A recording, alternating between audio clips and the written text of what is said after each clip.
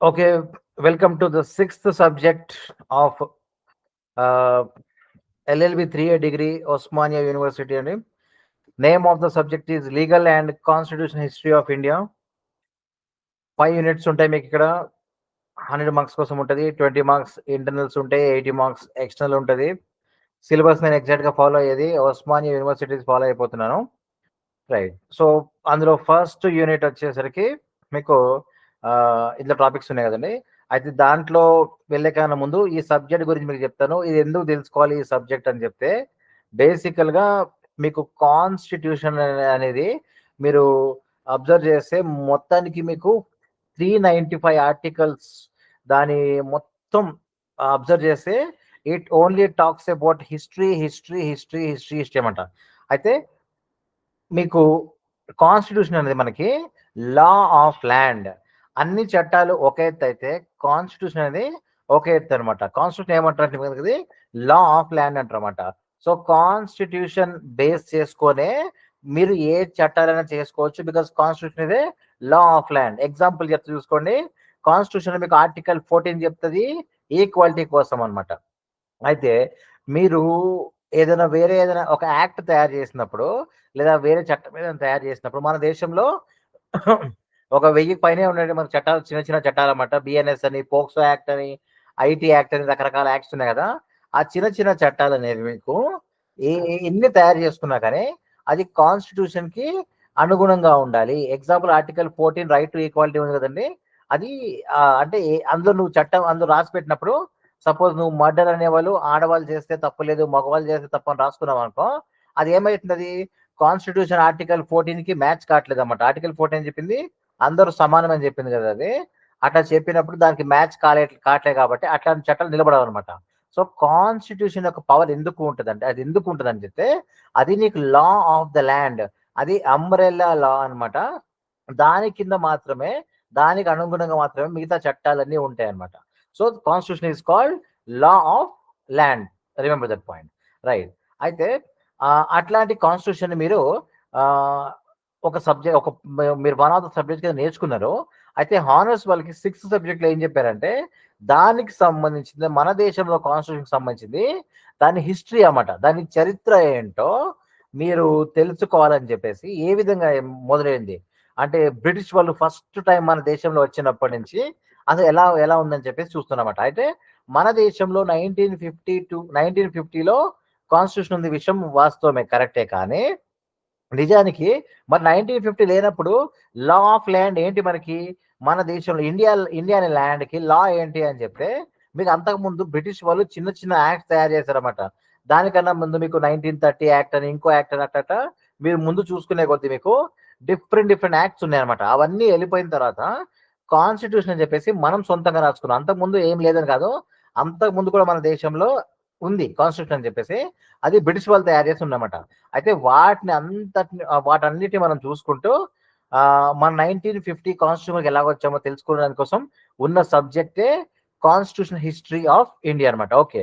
So దీంతో మీకు అసలు ఈ సబ్జెక్ట్ అనేది ఎందుకు ఉందో, దీని యొక్క ఉద్దేశం ఏంటో మీకు అర్థమైందన్నమాట. సార్ మరి కాన్స్టిట్యూషన్కి ఎందుకు పెట్టారు హిస్టరీ అని చెప్పినప్పుడు, మిగతా 1000 పైన చట్టాలని వాటి పెట్టచ్చు అని చెప్పినప్పుడు గుర్తుంచుకోండి, కాన్స్టిట్యూషన్ అనేది special, it's law of land అన్నమాట.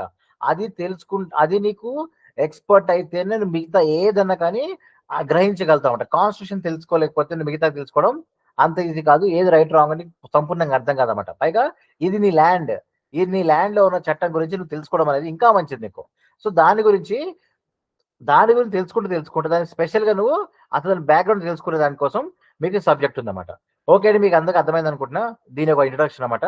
నా అయితే ఈ సిలబస్ స్టార్ట్ అవ్వక ముందు నేను కొంచెం ఏం చేస్తా అంటే, హిస్టరీలో కొంచెం మీకు ఫస్ట్ సిరీస్ అని చెప్పి మీకు పెట్టానమాట. అంటే కొంచెం చరిత్ర చెప్పాను. ఇది కొంచెం జనరిక్ గా ఉంటుందండి మీకు. ఇది ఏం జరిగింది అంటే, మనము కాన్స్టిట్యూషన్ అది 1950లో ఉంది కాబట్టి నేనేం చేస్తానంటే, 1950 కన్నా ముందు ఇది ఎలా ఉంటుంది అంటే, కాన్స్టిట్యూషన్ హిస్టరీ మనకి అది 1600 నుంచి మీకు ఎక్స్ప్లెయిన్ చేస్తుంటుంది అనమాట. అయితే 1600 నుంచి 1950 వరకు తెలుసుకోవడం ఎందుకు? ఫస్ట్ సెంచరీ నుంచి కూడా తెలుసుకోవచ్చు కదా మనము అని చెప్పి నేను నాకు ఇంట్రెస్ట్ తోని, కుతూహలంతో మీకు ఈ స్టార్టింగ్ మీకు సిలబస్ లో లేకపోయినా కానీ ఒక స్టోరీ లాగా 1వ శతాబ్దం నుంచి 1600 వరకు ఫస్ట్ సెంచరీ శిక్షణ మనకి ఏమైందో ఒక సింప్లిఫైగా మీకు ఇట్లా ఇది పెట్టాండి మీకు అది సింప్లిఫైగా మీకు చూసుకోండి. ఇది ఓవర్ చెప్పేస్తాను, ఎగ్జామ్ సంబంధించిన విషయం కాదండి మీకు అది, ఎగ్జామ్ సంబంధించింది కాదు ఇది, జస్ట్ మీకు చెప్తున్నాను. మీకు ఎగ్జామ్ హిస్టరీ స్టార్ట్ అయ్యేది 1680 నుంచి మొదలవుద్దన్నమాట.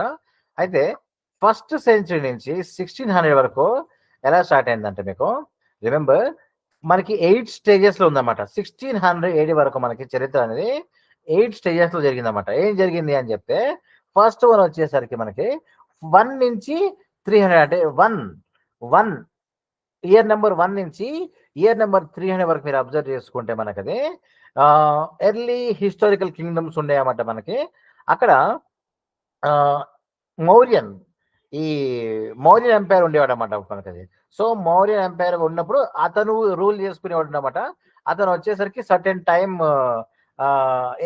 అతనికి ముందు ఎలా ఉన్నారంటే ఫస్ట్ నుంచి 1 నుంచి 300 వరకు మీరు అబ్జర్వ్ చేసుకుంటే ఫస్ట్ ఏమో మీకు కుషన్ ఎంపైర్ ఉండమాట. అంటే 1 నుంచి 3 అంటే ఈ ఫస్ట్ సెంచరీ నుంచి 3rd సెంచరీ వరకు మీరు అబ్జర్వ్ చేసుకుంటే కుషన్ ఎంపైర్ అని చెప్పి, తర్వాత శాతవాహన ఎంపైర్ అని చెప్పేసి, తర్వాత సౌత్ ఇండియాలో చేరాస్, చోళాస్, పాండ్యాస్ అని ఉండేవన్నమాట. అయితే అప్పుడప్పుడే మన దేశంలో సాంస్క్రిత్ లిటరేచర్ డెవలప్ అవుతుంది మన భారతదేశంలో. అయితే సాంస్క్రిత్ మరి అంతకుముందు లేదని చెప్తే వాస్తవానికి లేదండి. సాంస్క్రిత్ అనేది మనకి అప్పుడప్పుడే వచ్చిందన్నమాట. దాని లిటరేచర్ డెవలప్ అవుతుందన్నమాట. సాంస్క్రిత్ అని మీరు అబ్జర్వ్ చేసుకుంటే బీసీ సమ్వేర్ అరౌండ్ ఎగ్జాక్ట్ గుర్తులేదన్నమాట. అక్కడి నుంచి మాత్రమే ఈ ఆరియన్స్ వాళ్ళ లాంగ్వేజ్ మిక్స్ లోంచి తీసుకొని వచ్చారన్నమాట. సో ఆ విధంగా ఈ సాంస్క్రిత్ అనేది డెవలప్ అవ్వుకుంటూ వచ్చి ఆ టైంలో ఫస్ట్ 300 years లో దాని ఫస్ట్ టైం దాని యొక్క లిటరేచర్ డెవలప్ అవుతుందన్నమాట. దాని తర్వాత నెక్స్ట్ స్టేజ్ వచ్చేసరికి మీకు గుప్తా స్టేజ్ లో వచ్చేసరికి మీకు ఏముంటుందంటే మీకు ఇక్కడ గోల్డెన్ ఏజ్ ఆఫ్ ఇండియా అని చెప్తారన్నమాట. ఎందుకు గోల్డెన్ ఏజ్ ఆఫ్ ఇండియా అని చెప్తారంటే హిస్టరీలో 300 నుంచి 550 ఈ టైం వరకు ఏం జరిగిందంటే మనకి అప్పుడప్పుడే మనము సైన్స్ గురించి తెలుసుకోవడం స్టార్ట్ చేసాం. మన దేశంలో science, mathematic, astronomy, art, literature అనేవి చంద్రగుప్త, ఆర్యభట్ట వీళ్ళందరూ ఈ 300 నుంచి 550 సి అన్న ఏడి అని ఒకటే అండి. ఆ టైం వరకు వీళ్ళు మనం మన దేశం అట్లా డెవలప్ అయిందన్నమాట. నెక్స్ట్ వచ్చేసరికి స్టేజ్ 3 వచ్చేసరికి గుప్తా పీరియడ్ తర్వాత ఉన్న కింగ్డమ్స్ అన్ని హర్ష ఎంపైర్ వీళ్ళు ఉండేవాళ్ళు అన్నమాట. ఇది జస్ట్ మీకు అప్పటికప్పుడే మీకు ఏం జరిగిందంటే హిందూ టెంపుల్స్ అనేది మొదలవుతుందన్నమాట. రిమెంబర్ మన దేశంలో 550 నుంచి 750 అంటే ఇప్పుడు మనం 2000 కదండి మన ఏజ్, ఇప్పుడు డేట్ ఇప్పుడు. అయితే 550 నుంచి మాత్రమే ఎక్కువగా మన దేశంలో హిందూ టెంపుల్స్ అనేవి ఉండడం స్టార్ట్ చేసి బుద్ధిజం అనేది తగ్గుతూ వస్తుందన్నమాట. అయితే హిందూజం కన్నా ముందు అబ్జర్వ్ చేసుకుంటే బుద్ధిజం అనేది చాలా ఎక్కువగా ఉండేదన్నమాట. అప్పుడు బుద్ధిజం అనేది చాలా ఎక్కువగా ప్రబలుతూ ఉండేదన్నమాట. అయితే ఈ 750 సి వరకు అప్పుడప్పుడు హిందూ టెంపుల్స్ అనేది పెరుగుతున్నాయి అండ్ బుద్ధిస్ట్ టెంపుల్స్ అనేవి తగ్గుతూ వస్తున్నాయి అన్నమాట. రిలీజన్ అనేది మెల్లిమెల్లిగా మటుమాయమైపోతుంది అన్నమాట. నెక్స్ట్ వచ్చేసరికి 750 నుంచి 1200 సి వచ్చేసరికి మీకు వీళ్ళు రాష్ట్రకూట, పాలాసర్ ఉందన్నమాట. ఇవన్నీ మీరు గుర్తుంచుకోవాల్సిన అవసరం లేదు, నేను జస్ట్ మీకు ఓవర్ చెప్తున్నా.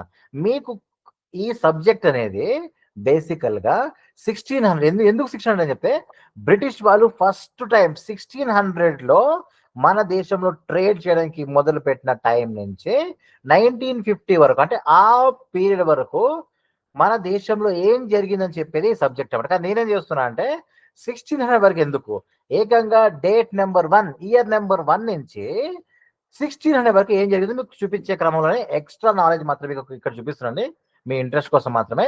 ఆ విధంగా మీరు తెలుసుకోవడం వల్ల ఏంటంటే ఎప్పుడు కూడా గుర్తుంచుకోండి, ఒక సబ్జెక్ట్ మీరు నేర్చుకునే క్రమంలో మీరు ఖచ్చితంగా ఏం చేయాలంటే ముందు ఆ సబ్జెక్ట్ యొక్క చరిత్ర తెలుసుకోవాల్సిందే, ఎస్పెషల్గా లాలో అనమాట. Because it talks about our day to day life కాబట్టి నో అబౌట్ ఇట్స్ హిస్టరీ అన్నమాట.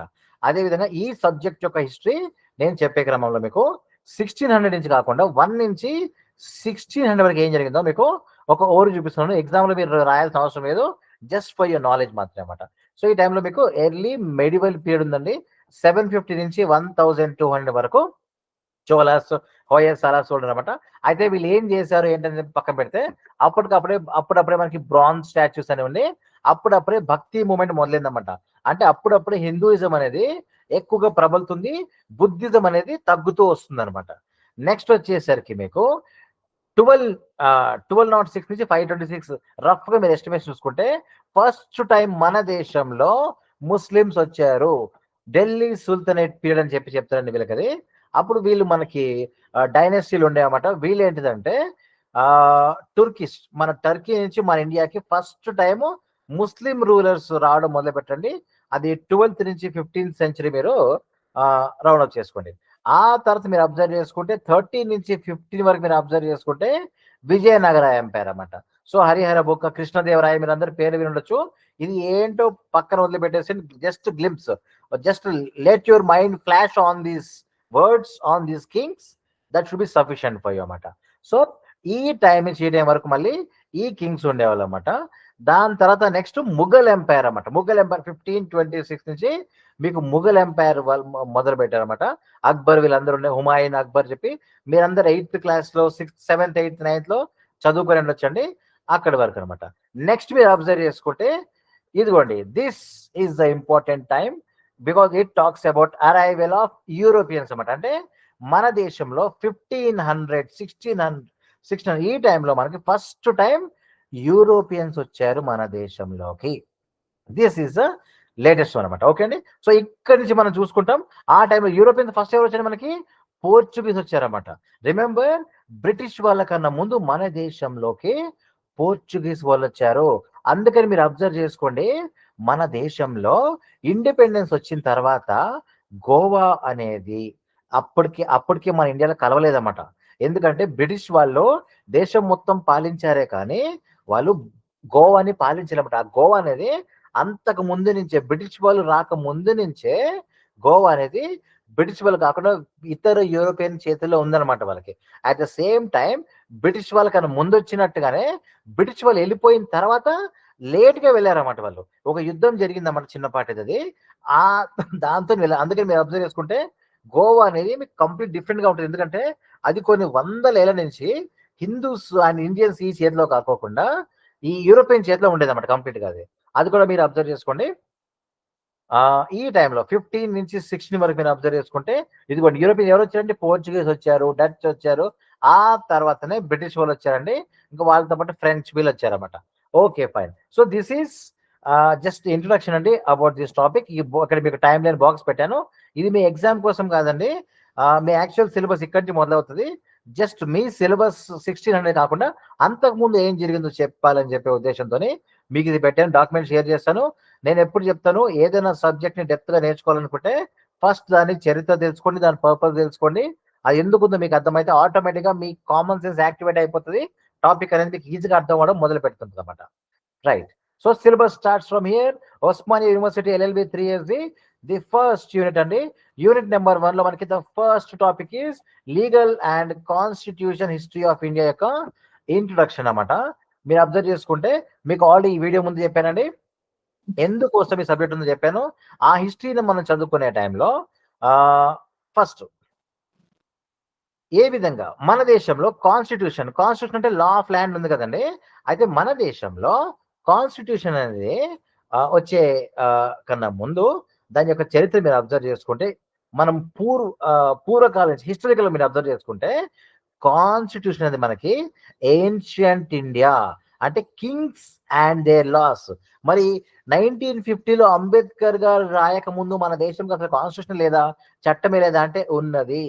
ఏంటని చెప్తే మీరు అబ్జర్వ్ చేసుకుంటే ఏన్షియంట్ టైమ్స్ మీరు అబ్జర్వ్ చేసుకుంటే కింగ్స్ కు మనుస్మృతిని, ధర్మశాస్త్రాల్ని అండ్ విలేజ్ పంచాయత్స్ ని ఉపయోగించే వాళ్ళు తీర్పు తీరుస్తూ ఉండేవాళ్ళన్నమాట.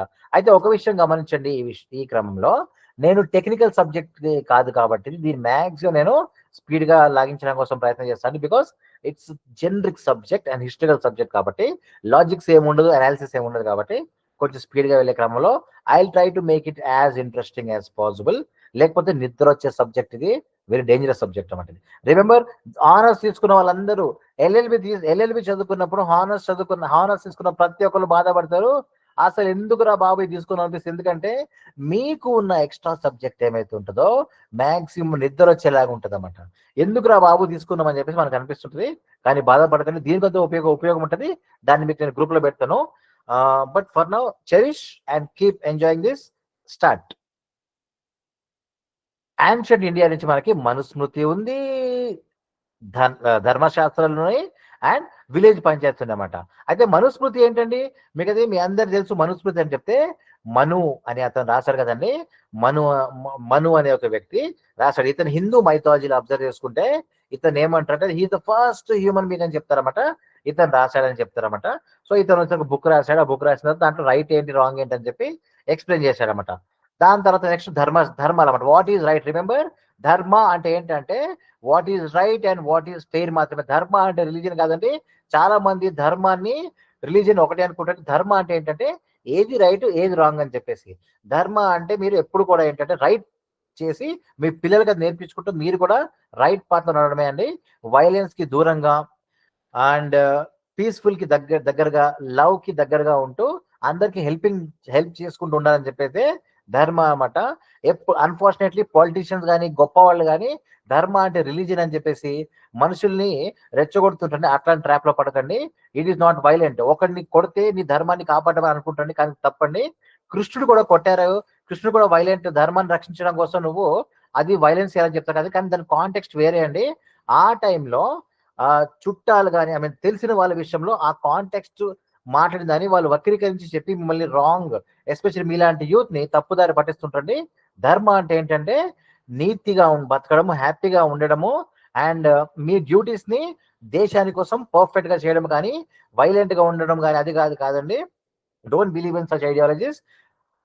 నెక్స్ట్ మీరు అబ్జర్వ్ చేసుకుంటే విలేజ్ పంచాయతీస్ ఉండదండి మనకి. విలేజ్ పంచాయతీ ఏంటంటే గ్రూప్ ఆఫ్ ఎల్డర్స్ ఉంటారండి. ఊర్లలో గ్రూప్ ఆఫ్ ఎల్డర్స్, పెద్ద మనుషులు ఉంటారు కదండి, వాళ్ళు కూడా డిస్ప్యూట్ ని సాల్వ్ చేస్తుంటారు. ఇప్పుడైతే విలేజ్ పంచాయతీస్ వీళ్ళ వాల్యూ పోయింది, కానీ ఒకప్పుడు పెద్దలు అంటే వాళ్ళ మాటకి విలువ ఉండేది అనమాట. సో చరిత్ర చూసుకుంటే యాన్షియంట్ టైం నుంచి మనము ఈ 3 ఫాలో అవుతూ ఉండేవాళ్ళం మనం. ఆ తర్వాత మీరు అబ్జర్వ్ చేసుకుంటే మెడివల్ ఇండియా అన్నమాట. మెడివల్ ఇండియా వచ్చేసరికి మనకి ఎప్పటి నుంచి అండి ఏమంటారు మెడివల్ ఇండియా అని చెప్తే 15 నుంచి 18 చూసుకోండి ఒకసారి మీరు అబ్జర్వ్ చేసుకోండి. అయితే ఈ క్రమంలో మీకు క్వశ్చన్ చెప్పాలి. 1526 అంటే 15th సెంచరీ కాదు.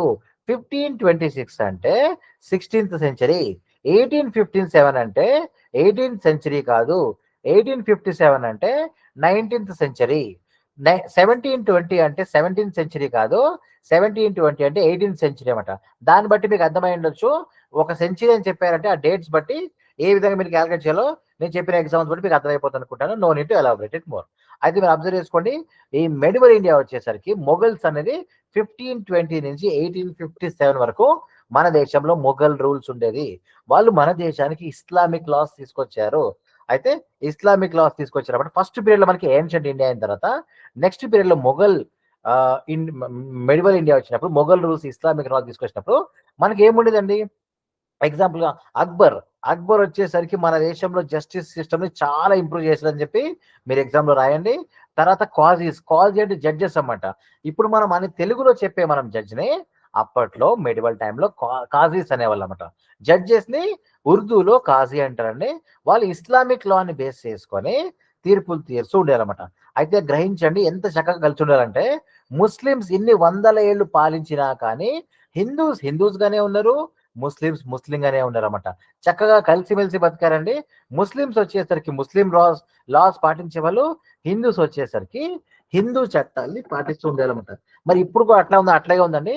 ఇప్పుడు కూడా మీరు ఈ సెమిస్టర్ లో హిందూ లా కోసం చదువుకున్నారు కదండి మీరు పేపర్ 2 లో, అట్లాగే పేపర్ నెంబర్ 3 లో మీరు ముస్లిం లా, సెమిస్టర్ నెంబర్ 2 లో మీరు ముస్లిం లా చదువుకుంటారు అనమాట. ఇప్పుడు కూడా మన దేశంలో హిందూస్ కి హిందూస్ లో, ముస్లిమ్స్ కి ముస్లిం లా, క్రిస్టియన్స్ కి క్రిస్టియన్స్ లా ఉంటుంది అనమాట. కాకపోతే యూసీసీ అంటే యూనిఫామ్ సివిల్ కోడ్ కావాలని చెప్పి మనం ప్రయత్నం చేస్తున్నామండి. ఏ రిలీజన్ కి ఆ రిలీజన్ రూల్ కాకుండా అందరం ఒకటే పాటిద్దామని మనం ప్రయత్నం చేస్తున్నామండి. చూద్దాం ఇది వస్తుండొచ్చు ఫ్యూచర్ లో మనకి అది. So this is about the medieval India story అండి.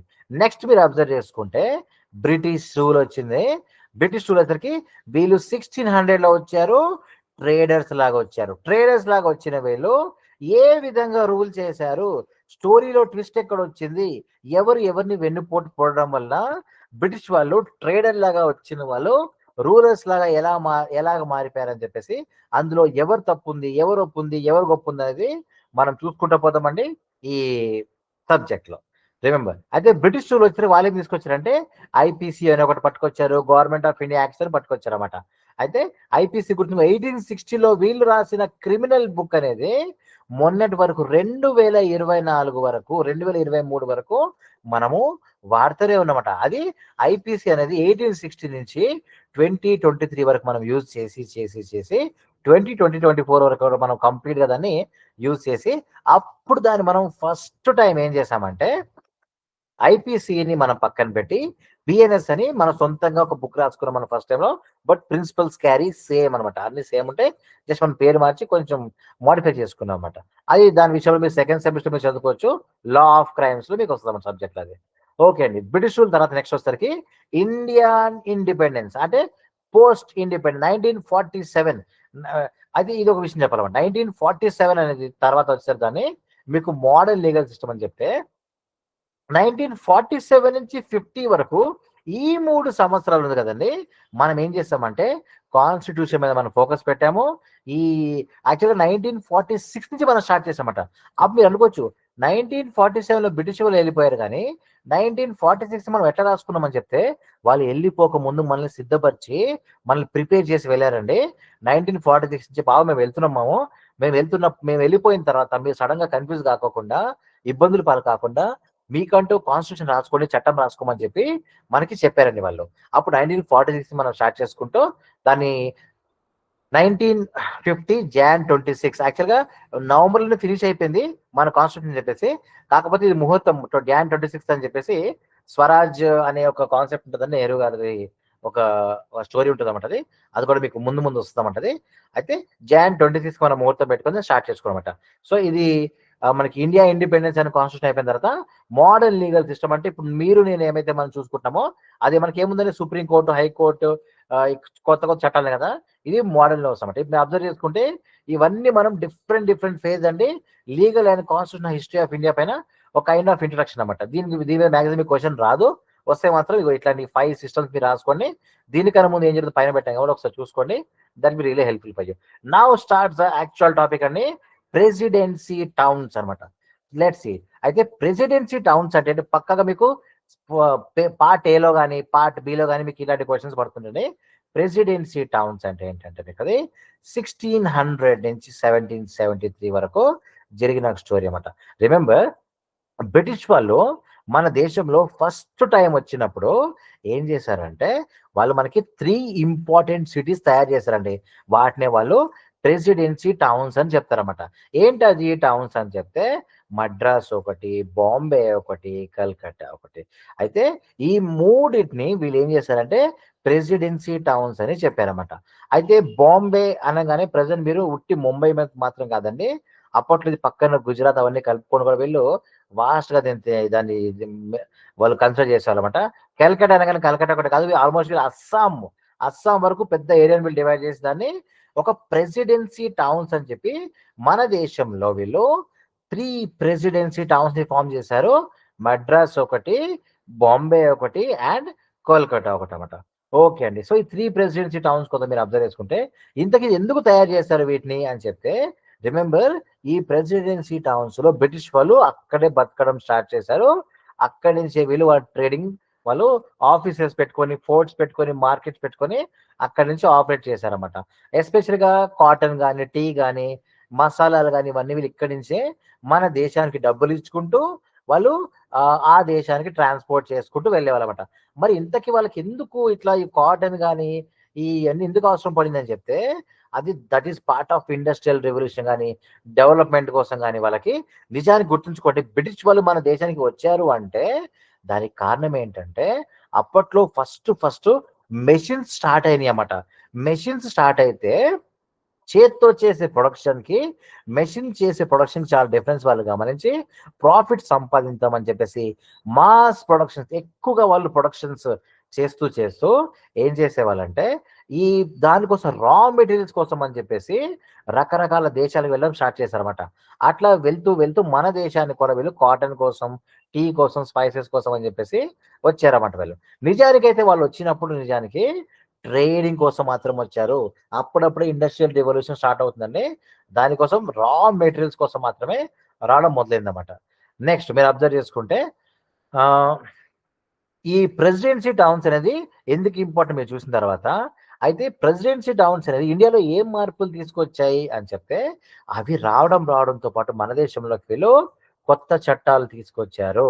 అయితే వాళ్ళు రావడం వల్ల మన సిటీస్ అనేది బిగ్ సిటీస్ అయిపోయినాయి.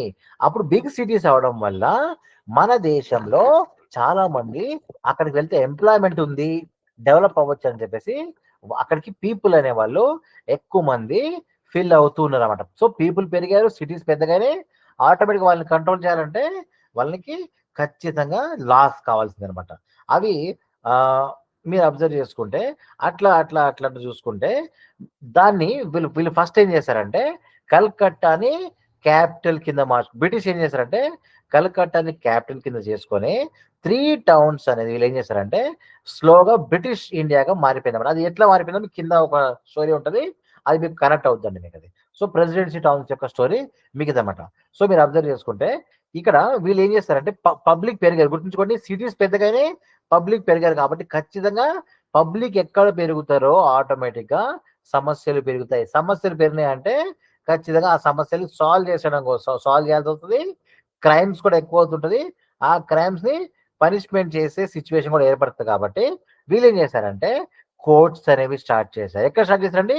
మన దేశంలో ఫస్ట్ టైం వీళ్ళు ఏం చేశారండి కోర్ట్స్ అనేది ప్రెసిడెన్సీ టౌన్స్ లో వీళ్ళు మన దేశంలో ఫస్ట్ టైం అనేది కోర్ట్ స్టార్ట్ చేశారనమాట. ఎక్కడెక్కడ స్టార్ట్ చేశారండి మీరు? మద్రాస్ లో ఒకటి, బాంబే ఒకటి అండ్ కోల్కతా ఒకటి. ఈ 3 ప్లేసెస్ లో వీళ్ళు ఏం చేశారండి కోర్ట్స్ అనేది స్టార్ట్ చేశారన్నమాట ప్రెసిడెన్సీ టౌన్స్ లో అనమాట. అయితే ఎలా ఉండేది అప్పట్లో జస్టిస్ అని చెప్తే, జస్టిస్ ఎలా ఉండేది అంటే ఫస్ట్ వీళ్ళు అబ్జర్వ్ చేసుకుంటే ఫస్ట్ లో మీకు ఇండియన్ అట్ ఫస్ట్ ఏంటంటే local Indian leaders and British officials ఇద్దరు కలిసి గొడవలు వాళ్ళు సాల్వ్ చేస్తుండే అనమాట. దాని తర్వాత బ్రిటిష్ వాళ్ళు ఏం చేశారంటే ఈ మీరు మాన్యువల్గా ఏం చేస్తారని చెప్పేసి కోర్ట్స్ వీళ్ళు సెటప్ చేశారండి జస్టిస్ సిస్టమ్ నడపడం కోసం. అందులో మీరు అబ్జర్వ్ చేసుకుంటే కోర్ట్స్ లో మీకు ఫస్ట్ వచ్చేసరికి మీకు మేయర్ కోర్ట్స్ ఉండే అన్నమాట. మేయర్ కోర్ట్స్ ఏం చేస్తాయని చెప్తే చిన్న చిన్న కేసెస్ 1726 లో మీకు మేయర్ కోర్ట్స్ అనేవి స్మాల్ కేసెస్ కోసం పెట్టాయి. ఏంటో స్మాల్ కేసెస్ అని చెప్తే చిన్న చిన్న అప్పుల విషయంలో కానీ చిన్న చిన్న ల్యాండ్ విషయంలో కానీ వాటి కోసం 1726 లో మేయర్ కోర్ట్స్ అనేది వీళ్ళు రెడీ చేశారనమాట. ఆ తర్వాత ఏమైంది మీకు అబ్జర్వ్ చేసుకుంటే అంటే కోర్ట్ ఆఫ్ రిక్వెస్ట్ అని చెప్పి ఇవి ఇంకా టైనీ ఇష్యూస్ అన్నమాట.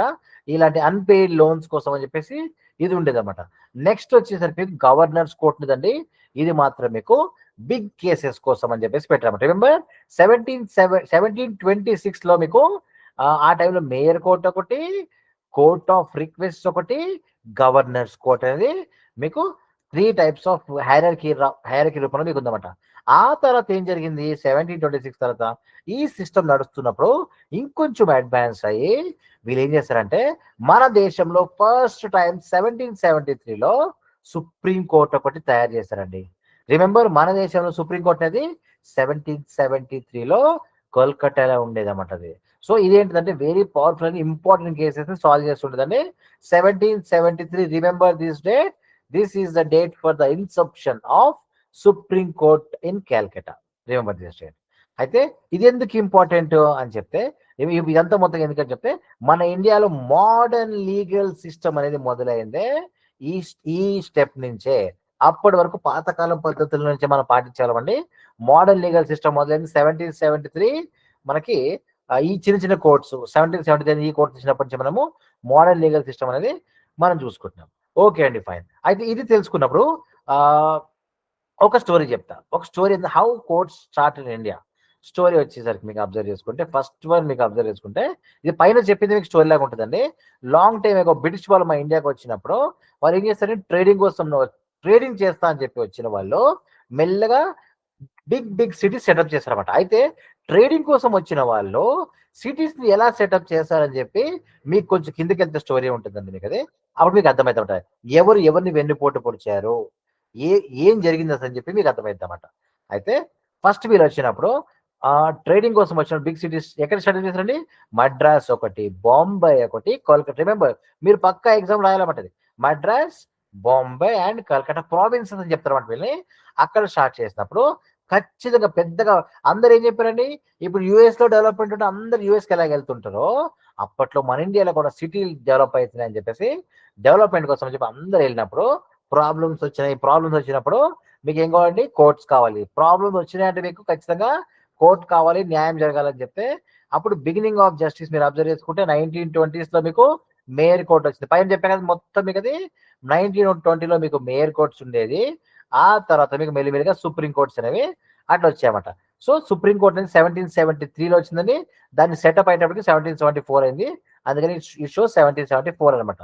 అట్లా మీకు చిన్నగా ఒక బ్రీఫ్ ఓవర్వ్యూ అండి మీకు ప్రావిన్సెస్ కోసం. ఆ తర్వాత అయితే ఇక్కడ ఏంటిదంటే మన దేశంలో అప్పటికి న్యాయం అనేది ఈ ప్రావిన్సెస్ బిగ్ సిటీస్ లో మాత్రమే కోర్ట్స్ ఉండేవి, అక్కడ మాత్రమే న్యాయం ఉండేది. కానీ రెస్ట్ ఆఫ్ ద ఇండియా వచ్చేసరికి మీకు న్యాయం ఉండేది కాదు. అక్కడ మీకు కోర్ట్ సిస్టమ్ లేకుండేదండి. అక్కడ మీకు న్యాయం జరగాలంటే పెద్ద మనుషుల్లోనే తీర్పు తీసుకొని చెప్పారన్నమాట. రకరకాల గందరగోళమైన పరిస్థితులు ఉండేది మన దేశంలో. ఇక ఓకే, ఆ టైంలో అట్లా నడిచిపోయేది అన్నమాట మనకి. ఓకే అండి, ఆ టాపిక్ బట్టి మనం ప్రావిన్సెస్ కోసం చూసుకున్నాము. You got some good knowledge. Next మనం అబ్జర్వ్ చేసుకుంటే next topic, second topic is development of courts under East India company. అయితే ఈస్ట్ ఇండియా కంపెనీ వచ్చేసరికి ఈ ఈస్ట్ ఇండియా కంపెనీ కింద మనకి కోర్ట్స్ ఎలాగ వచ్చాయని తెలుసుకునే ముందు అస్సలు ఈ దొంగలు ఈస్ట్ ఇండియా కంపెనీ వచ్చే టైంలో ఎలా వచ్చారో, ఎలా వీరు ఆక్యుపై చేశారో ఒకసారి అబ్జర్వ్ చేద్దాం. రిమెంబర్, లాంగ్ టైమ్ ఎగో, చాలా కాలం ముందు 1600 అన్నమాట. అంటే 1600 గుర్తుంచుకోండి. 1599 హ్యాపీ న్యూ ఇయర్ జరిగిన వెంటనే ఆ రోజు December 31st కి వాళ్ళు హ్యాపీ న్యూ ఇయర్ చేసుకొని తెల్లారి 1600 వచ్చినప్పుడు ఏం చేశారంటే బ్రిటిష్ లో కొంతమంది ట్రేడర్స్, వర్తకులు, వ్యాపారులు అన్నమాట, వాళ్ళు వాళ్ళ క్వీన్ దగ్గరికి వెళ్ళారన్నమాట. ఏం పేరు ఆమె పేరు అంటే క్వీన్ ఎలిజబెత్ I అనమాట. సో ఆమె వాళ్ళు జనవరి ఫస్ట్ డేలో వాళ్ళు ఏం చెప్పారంటే, మేడం మేము మాకు ఒక పర్మిషన్ ఇవ్వండి, ఎందుకంటే మేము సుదూరం చాలా దూరంలో ఉన్న ల్యాండ్స్ దగ్గరికి వెళ్ళి మేము ట్రేడ్ చేస్తాం మేడం అని చెప్పి పర్మిషన్ అడిగారన్నమాట. వాళ్ళు పర్మిషన్ అడిగి వాళ్ళు ఏం చెప్పారంటే వాళ్ళు ఒక లైసెన్స్ ఇవ్వమని చెప్పారన్నమాట. అప్పుడు క్వీన్ ఏం చెప్పిందంటే సరే మంచిదే కదా అని చెప్పేసి కొత్త సంవత్సరము న్యూ ఇయర్ పార్టీ చేసుకొని ఆమె హ్యాపీగా ఉండి ఆమె ఏం చేసిందంటే ఆమె వాళ్ళకు ఒక స్పెషల్ లైసెన్స్ ఇచ్చిందన్నమాట. స్పెషల్ లైసెన్స్ ఇచ్చి ఏం చెప్పిందంటే ఇండియా లాంటి కంట్రీస్, చైనా లాంటి కంట్రీస్, యుఎస్ఏ అట్లా డిఫరెంట్ రిమెంబర్, మనలే కాదండి వీళ్ళు దోచుకుంది, ఆక్రమించుకుంది. యుఎస్ఏ దోచుకున్నారు, కెనడా దోచుకున్నారు, ఆస్ట్రేలియా దోచుకున్నారు, న్యూజిలాండ్ దోచుకున్నారు, అన్ని చోట్లకి వెళ్ళారన్నమాట వీళ్ళు. ఓకే, వీళ్ళ టాలెంట్ అప్పుడు బాగుండేది, కొంచెం అడ్వాన్స్ గా థింక్ చేస్తారు, వెళ్ళారు, మనలాంటి వాళ్ళు బలయ్యారు. ఓకే విషయం. అయితే వీళ్ళు ఏం చేస్తారంటే మేడం మాకు లైసెన్స్ ఇవ్వండి అని చెప్తే ఆమె లైసెన్స్ ఇచ్చింది. లైసెన్స్ ఇచ్చిన తర్వాత ఇండియా లాంటి కంట్రీస్ కి ఇంకా వేరే కంట్రీస్కి వెళ్ళి వీళ్ళు ట్రేడ్ చేసుకోని చెప్పినప్పుడు వాళ్ళు ఏం చేశారంటే మనం ఏం పేరు పెట్టుకుందాం మన గ్యాంగ్ పేరు అని చెప్పి మన గ్రూప్ పేరు ఈస్ట్ ఇండియా కంపెనీ అని చెప్పి పెట్టుకున్నామంట. వాళ్ళు ఈస్ట్ ఇండియా కంపెనీ అని చెప్పి వాళ్ళ గ్రూప్ పేరు పెట్టుకుని వీళ్ళు మెల్లిగా ఏం చేశారంటే చిన్న స్మాల్ మర్చెంట్స్ లాగా వచ్చేసి మీరు చిన్న సెయిలింగ్ షిప్స్ లోకి వచ్చేసి మేము స్పైసెస్, మసాలాలు, సిల్క్, కాటన్ ఇట్లాంటివి కొనుక్కుంటామని చెప్పేసి వీళ్ళు వచ్చారన్నమాట. వచ్చిన తర్వాత ఏమైందండి, అట్లా మెల్లిగా వీళ్ళంతా పర్మిషన్స్ అని తీసుకొని మెల్లిగా పర్మిషన్స్ అన్ని రెడీ చేసుకున్న తర్వాత, డాక్యుమెంట్స్ రెడీ చేసుకున్న తర్వాత వన్ ఫైన్ డే 1608 అన్నమాట. ఎప్పుడండి 1608లో బ్రిటిష్ షిప్ అనేది ఫైనల్ గా అఫీషియల్ గా వచ్చినప్పుడు ఒకసారి వచ్చారు, చెక్ చేసుకుని అంత ఓకే తర్వాత ఆ బ్రిటిష్ షిప్ అనేది మన దేశంలోకి ఎక్కడికి వచ్చిందన్నది సూరత్ లోకి వచ్చింది. మీ అందరికి తెలిసే ఉండొచ్చు సూరత్ ఎక్కడ ఉందో మీకు తెలిసి ఉండొచ్చు అనమాట.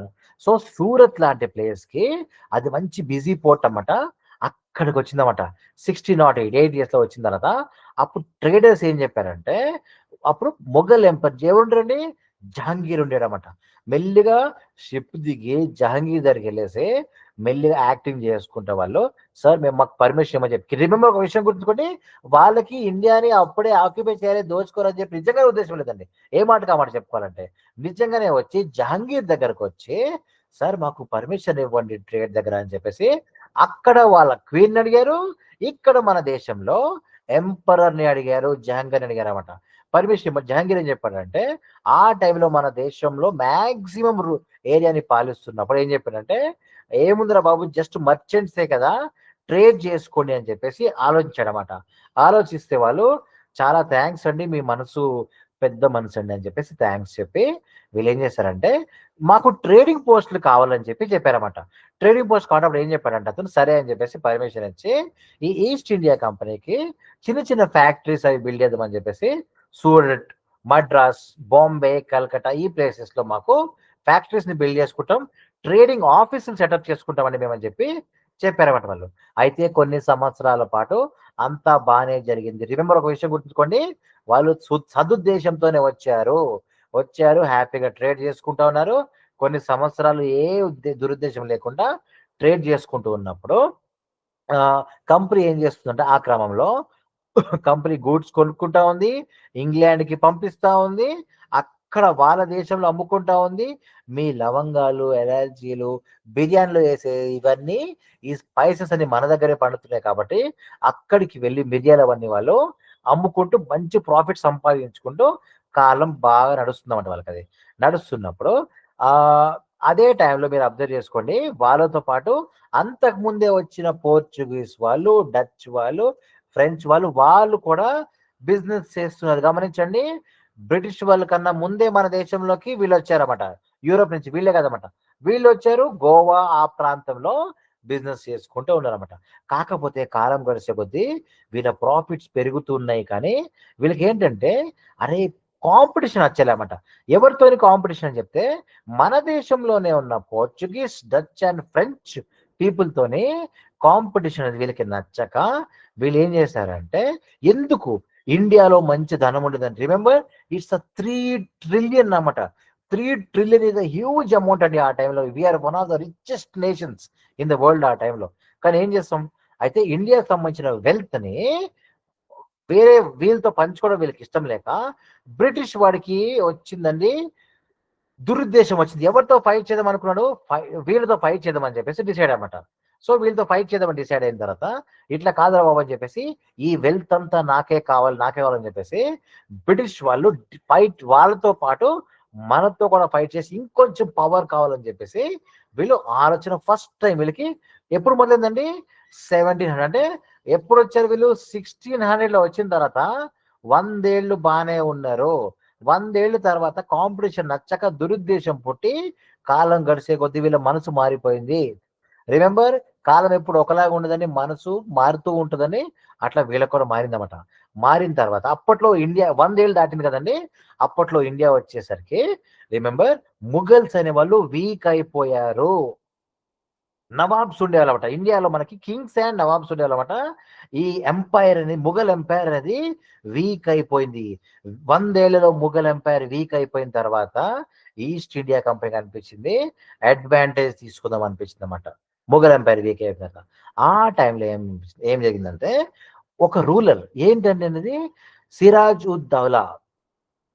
ఎవరతను, అతను బెంగాల్ కి నవాబ్ అనమాట. అతను కింగ్ ఉన్నప్పుడు అతను ఎవరంటే, is young and brave ruler అండి, who did not like British interfering in his king. Remember, ఒక ముస్లిం కింగ్ కి, యంగ్ అండ్ బ్రేవ్ కింగ్ కి బ్రిటిష్ వాళ్ళు మన దేశంలోకి రావడం అనేది నచ్చలేదు. ఒక విషయం గమనించుకోండి, మీ మైండ్ లో పొలిటీషియన్స్ కానీ, గొప్ప వాళ్ళు కానీ ముస్లిమ్స్ దేశ ద్రోహులు అని చెప్పి మీ మైండ్ లో ఏమైనా ఎక్కిస్తే నమ్మకండి. మన అందరం ఇండియన్స్ అన్నమాట. చూడండి, ఒక యంగ్ బ్రేవ్ రూలర్ కి బ్రిటిష్ వాళ్ళు మన ఇండియాలో రావడం నచ్చలేదు. ఏం చేశారండి, he first time he stopped, he asked them to stop building your ports, stop building ports అని చెప్పి ఇన్ కల్కట్టా అన్నమాట. కల్కట్టాలో ఈ పోర్ట్స్ కట్టడం ఆపని చెప్పేసి చెప్పాడు. అప్పుడు బ్రిటిష్లో మండిందన్నమాట, ఈడెవడో బచ్చగాడ స్త్రీడు మనల్ని ఎదిరిస్తారని చెప్పేసి. ఇన్ని ఏళ్ళు ఉన్నాం మనం, అది 100 ఏళ్ళు దాటున్న మనలని, 100 ఏళ్ళు దాటున్న మనలని వీళ్ళు ఏ విధంగా మనము ఈ పోర్ట్స్ విషయంలో ఆపుతారని చెప్పేసి వాళ్ళు నచ్చలేకపోతే వాళ్ళు ఏం చేశారంటే, స్లోగా 1757లో ఒక బ్రిటిష్ ఆఫీసర్ అనమాట, ఏదో ఆఫీసర్ పేరు అంటే రాబర్ట్ క్లైవ్ అనమాట. 1757లో రాబర్ట్ క్లైవ్ అనేవాడు ఒక సీక్రెట్ ట్రిక్ ప్లాన్ చేశాడనమాట. ఏం చేశాడు, నవాబ్ యొక్క కమాండర్ని, నవాబ్ నవాబ్ యొక్క మీర్ జాఫర్ ఉంటారన్నమాట. ఈ మీర్ జాఫర్కి ఏం చెప్పాడంటే, యుద్ధం గెలవడం కోసం మాకు హెల్ప్ చేయి, నిన్నే నెక్స్ట్ నవాబ్ చేస్తామని చెప్పేసి ఈ రాబర్ట్ క్లైవ్ అనే ఒక టెక్నిక్ ఉపయోగించి వెన్నుపోటు పడమని చెప్పారన్నమాట. అప్పుడు మీర్ జాఫర్ ఏం చెప్పాడంటే ఓకే అని చెప్పాడన్నమాట. మీర్ జాఫర్ వచ్చేసరికి ఓకే అని చెప్పి అప్పుడు మీరు అనుకోవచ్చమాట, మరి ఇప్పుడు దాకా ముస్లిమ్స్ దేశానికి బాగా చేశారని చెప్పినావు, మరి ఇదే మీర్ జాఫర్ వెన్నుపోటు పొడడం కోసం సిద్ధపరచడానికి చెప్పినప్పుడు అప్పుడే మీరు గమనించాలండి, ఎప్పుడు కూడా ఒకడు వెన్నుపోటు పొడిచినా, ఒకటి నీ దేశానికి త్యాగం చేసినా రిలీజన్కి నీకు సంబంధం ఉండదు. అప్పుడే నువ్వు గమనించాలి, ప్రతి రిలీజన్ లో ప్లస్ అండ్ మైనస్ ఉంటది, ప్రతి మనిషిలో ప్రతి కులంలో కొన్ని ప్లస్ అండ్ మైనస్ ఉంటుంది. మనిషిని మనిషిలాగా ట్రీట్మెంట్ చేయాలి. అందుకే మన ఇండియన్స్ ఎప్పుడు ఇండియన్స్ అంటే it's a mix of all the religions and culture అని చెప్తారన్నమాట. మీరు అబ్జర్వ్ చేయండి. మళ్ళీ మీర్ జాఫర్ వచ్చేసరికి ఏం చెప్పండి, అగ్రి చేశారన్నమాట. వెన్నుపోటుకి అగ్రి చేసి ఏం చేశారంటే బ్యాటిల్ ఆఫ్ ప్లాసెస్ 1757 ఏం చెప్పారంటే బ్రిటిష్ ఆర్మీ దాంట్లో ఈజీగా ఏం చెప్పారంటే ఈ సిరాజ్ ఉద్ దౌలా ఉన్నాడు కదా, అతను ఓడిపోవడం కోసం కారణం. ఎందుకంటే యుద్ధం జరిగి మొదలైన వెంటనే మీర్ జాఫర్ వచ్చేసరికి అతని సోల్జర్స్ కి ఆర్డర్ ఇచ్చాడు, సోల్జర్స్ ఫైట్ చేయలేదండి. దాంతో పాపం ఇతను ఓడిపోవడం జరిగింది అనమాట. ఓడిపోయిన వెంటనే ఈ ట్రిక్ ఫలించింది, రాబర్ట్ క్లైవ్ది ట్రిక్ ఫలించిన వెంటనే ఈస్ట్ ఇండియా కంపెనీ వచ్చేసరికి ఆటోమేటిక్ గా బెంగాల్ మొత్తాన్ని కంట్రోల్ చేసిందండి. అది మన దేశంలో one of the richest place అవంటది. ఆ రోజు నుంచి బ్రిటిషర్స్ వాళ్ళు ట్రేడర్స్ లాగా కాకుండా రూలర్స్ అయిపోయారన్నమాట. ఈడు చేసిన పనికి, మీర్ జాఫర్ చేసిన వెన్నుపోటుతోని సిరాజ్ ఉద్ దౌలత్ ఓడిపోవడం వల్ల మన దేశంలో ఈస్ట్ ఇండియా కంపెనీ నుంచి ముసుగులు వచ్చిన బ్రిటిషర్స్ అనే వాళ్ళు ట్రేడర్స్ కాకుండా బెంగాల్ మొత్తాన్ని ఆక్యుపై చేసుకొని రూలర్స్ అవడం స్టార్ట్ చేశారన్నమాట. దిస్ ఇస్ ద స్టోరీ అండి, వాట్ హ్యాపెండ్ అని చెప్పేసి. ఓకే, నెక్స్ట్ మీరు అబ్జర్వ్ చేసుకుంటే వీళ్ళు స్లోగా ఏం చేస్తారంటే మన దేశాన్ని కల్కట్టా నుంచి స్లోగా 3 ట్రిక్స్ ఉపయోగించారన్నమాట. వీళ్ళు 3 ట్రిక్స్ ఉపయోగించి ఏంటంటే ఫస్ట్ ట్రిక్ వచ్చేసరికి వార్స్. టిప్పు సుల్తాన్ లాంటి మైసూర్లో ఉన్న టిప్పు సుల్తాన్ అండ్ మరాఠాస్ అన్నమాట. రిమెంబర్, మరాఠాస్ ని టిప్పు సుల్తాన్ వీళ్ళిద్దరు చాలా కష్టపడ్డండి. మీ అందరు తెలుసు శివాజీ లాంటి వాళ్ళు ఎంత కష్టపడ్డారో, టిప్పు సుల్తాన్ లాంటి ఎంత కష్టపడ్డారో బ్రిటిషర్స్ వాళ్ళు ఆపడానికి వస్తారు. రిమెంబర్, బ్రిటిషర్స్ వాళ్ళు ఓవర్ నైట్ ఏం వచ్చేలేదండి. రాకన్నా ముందు మనం ఫైట్ చేయలేనుకుంటాం, కానీ నిజానికి చాలా కష్టపడి మనం ఫైట్ చేసాం. ముస్లిమ్స్ ఫైట్ చేశారు, హిందూస్ ఫైట్ చేశారు, ఏ మతం భేదం లేకుండా అందరు కలిసి ఆపడానికి కోసం వాళ్ళు సర్వశక్తులు వాళ్ళు పెట్టి ప్రాణం కూడా త్యాగం చేస్తారంటే పెద్ద పెద్ద వాళ్ళు. అయినా కానీ మనం ఓడిపోవడం జరిగింది. వాళ్ళు అలా దూసుకుంటూ వచ్చేసారన్నమాట. దాని తర్వాత వచ్చేసరికి నెక్స్ట్ ఏ విధంగా చేస్తారంటే ట్రీటీస్ అన్నమాట. ఏంటంటే వీళ్ళు మన ఇండియన్స్ కంట్రోల్ చేసుకుంటూ కొన్ని సంతకాలు లేపించుకుంటామట. దాని వల్ల కూడా బ్రిటిష్ వాళ్ళు మనల్ని కంట్రోల్ చేసుకున్నారు. నెక్స్ట్ వచ్చేసరికి డాక్ట్రిన్ ఆఫ్ ల్యాబ్స్ అని ఒకటి ఉంటుందండి. డాక్ట్రిన్ ఆఫ్ ల్యాబ్స్ అంటే ఏంటంటే ఏదన్నా కింగ్ వారసులు లేకుండా చనిపోతే ఆ కింగ్డమ్ అనేది బ్రిటిష్కి వెళ్ళిపోవాలని చెప్పేసి వాళ్ళు రూల్స్ తయారు చేశారు. అందులో ఎగ్జాంపుల్ వచ్చేసరికి ఝాన్సీ లక్ష్మీబాయి అన్నమాట. ఝాన్సీ లక్ష్మీబాయికి వారసులు లేకపోవడం వల్ల ఆమె తర్వాత ఖచ్చితంగా ఆ యొక్క కింగ్డమ్ అనేది బ్రిటిష్ వాళ్ళ చేతిలోకి వెళ్ళిపోవాలని చెప్పేసి వాళ్ళు డాక్ట్రిన్ ఆఫ్ ల్యాబ్స్. గుర్తుంచుకోండి, ఇది ఖచ్చితంగా మీకు ఎగ్జామ్ లో అడుగుతారండి. ఎగ్జామ్ అంటే మీకు రేపు మీరు జనవరిలో రాయబోయే ఈ చిన్న ఎగ్జామ్ కాదండి. మీరు ఏ పెద్ద జడ్జి ఎగ్జామ్కి వెళ్ళినా కానీ, రేపొద్దున మీరు ఏదైనా జుడిషియల్ ఎగ్జామ్స్, ఏ రకంగా పీపీ ఎగ్జామ్స్కి వెళ్ళినా కానీ, లాస్ట్కి ఎల్ఎల్బి అయిపోయిన తర్వాత మీరు లైసెన్స్ తెచ్చుకోవడం కోసం ఏఐబి ఎగ్జామ్ రాసినా కానీ అక్కడ మీకు ఈ టాపిక్ అడుగుతారండి. Remember, it's called doctrine of lapse. పిల్లలు లేని, సంతానం లేని రాజు రాణి చనిపోతే వాళ్ళ యొక్క రాజ్యాన్ని బ్రిటిష్ వాళ్ళకి ఇచ్చేయాలని చెప్పేసి వీళ్ళు ఒక రూల్ డాక్ట్రిన్ పట్టుకొచ్చారండి. దానివల్ల ఝాన్సీ బాయి కూడా చాలా ఎఫెక్ట్ అయింది అనమాట. సో ఇది స్టోరీ అన్నమాట. ఆ విధంగా 1750s ఆ టైం నడుస్తూ బై 1850 ఇంకొక 70 ఏళ్లలో ఇండియా మొత్తం బ్రిటిష్ కంట్రోల్లోకి వెళ్ళిపోయింది. అనమాట. వెళ్ళిపోయిన తర్వాత ట్యాక్సెస్ అనే వాళ్ళు హెవీగా కలెక్ట్ చేయడం మొదలెట్టారు. ఇండియన్స్ ని స్లేవ్ గా ట్రీట్ చేయడం స్టార్ట్ చేశారండి వీళ్ళు. అండ్ ఇండియన్ ఆర్మీలో మీకు Indian soldiers and British soldiers ని వీళ్ళు Indian army in the British army call sepoys అన్నమాట. ఎవ్వరు కూడా సంతోషం లేరు. కానీ మన పేదరికం, మన యొక్క బలహీనత అనేది వాళ్ళకి మనము బానిసత్వం చేసేట్టుగా పరిస్థితులు తీసుకొచ్చండి. ఒక విషయం గమనించండి, మనం ఏదో చేయలేదు, మనం ఏదో వీక్ అనుకోని అదేమనుకోదండి, బాగానే ప్రయత్నం చేసాం, అవ్వలేదు అంతే. ఎన్నో జరుగుతుంటుంది. ఓకే, అప్పుడు మనం పాకిస్తాన్తో యుద్ధం చేసాం, గెలిచాం. కానీ చైనాతో యుద్ధం చేసాం, టైం బాగాలేదు, ఓడిపోయినాం. మనం వీక్నెస్ అనమాట. యుద్ధం అన్నప్పుడు కొట్టడం జరుగుతుంటది, దెబ్బలు తినడం కూడా అవుతుంటుందండి. అదే లైఫ్ అంటే. లైఫ్ లో ఎప్పుడు కూడా మనం కొడుతుంటాం, మనం దెబ్బలు కూడా తింటుంటాం అనమాట. అందుకని అంటాను ఎప్పుడు కూడా బీ స్ట్రాంగ్. దెబ్బలు తినడం కూడా నేర్చుకోండి, ఓచుకోవడం కూడా నేర్చుకోండి. అప్పుడు మీరు తిరిగి లేచి మళ్ళీ ఫైట్ చేసి గెలవగలుగుతారు అనమాట. ఓకే అండి. So this is the story about how British slowly crept in step by step in the entire India అనమాట. నెక్స్ట్ మీరు అబ్జర్వ్ చేసుకుంటే గ్రేట్ రివాల్ట్ ఆఫ్ 1857 అనమాట. నిజం చెప్పాలంటే 1857 రివాల్ట్ ఎలా వచ్చిందంటే, అప్పట్లో మన బ్రిటిష్ ఆర్మీలో వీళ్ళు ఏం చేస్తారంటే, ఒక కొత్త టైప్ ఆఫ్ రైఫిల్ గన్ ని రైఫిల్ గన్ అనుకొని ఆ రైఫిల్ ని వీళ్ళు ఇంట్రొడ్యూస్ చేశారనమాట. దాంతో ఏం జరిగిందంటే, ఆ ఆ గన్ వచ్చేసరికి వీళ్ళు ఏంటంటే దాని యొక్క గ్రీజ్ ని ఆన్ ఆఫ్ చేయాలన్నప్పుడు దాన్ని వీళ్ళు పిగ్ అండ్ కౌ యొక్క ఫ్యాట్ తోని తయారు చేసేవాళ్ళన్నమాట. ఆ గ్రీజ్ ని ఆ గ్రీజ్ తయారు చేసినప్పుడు వీళ్ళు ఏం చేశారంటే, ఇటు హిందూస్ కి కౌ విషయంలో, ముస్లిమ్స్ కి పిగ్ విషయంలో చాలా ఇన్సల్టింగ్ అనిపించింది అనమాట. ఇన్సల్టింగ్ అనిపించి వీళ్ళు తిరగబడ్డారన్నమాట. తిరగబడి ఏం చేశారంటే, వీళ్ళు Indian soldiers and common people అందరు కలిసి బ్రిటిష్ వాళ్ళతో యుద్ధం చేయడం కోసం మనం సిద్ధపడ్డామట. రాణి లక్ష్మీబాయి కానీ చూసుకోండి, రాణి లక్ష్మీబాయి, బహదూర్ షా, నానా సాహిబ్, వీళ్ళందరూ పెద్ద పెద్ద కింగ్, వీళ్ళందరూ కలిసి, రాజులందరూ కలిసి ఫైట్ చేసి యుద్ధం పెద్దగా జరిగిందండి. కానీ ఆ యుద్ధంలో ఏం జరిగిందంటే, మనం గెలిచినా గెలవపోయినా కానీ బ్రిటిష్ వాళ్ళు మాత్రం ఫస్ట్ టైం భయపడ్డారన్నమాట. ఏంట్రా బాబు ఈ విధంగా తిరగబడ్డారని చెప్పేసి వీళ్ళు భయపడ్డారన్నమాట. అప్పుడు వాళ్ళకి వచ్చేసరికి అడ్వాన్స్ బెటర్ వెపన్స్ ఉండడం వల్ల మనతోని గెలవడం అనేది వాళ్ళకి సింపుల్ అయిపోయిందండి.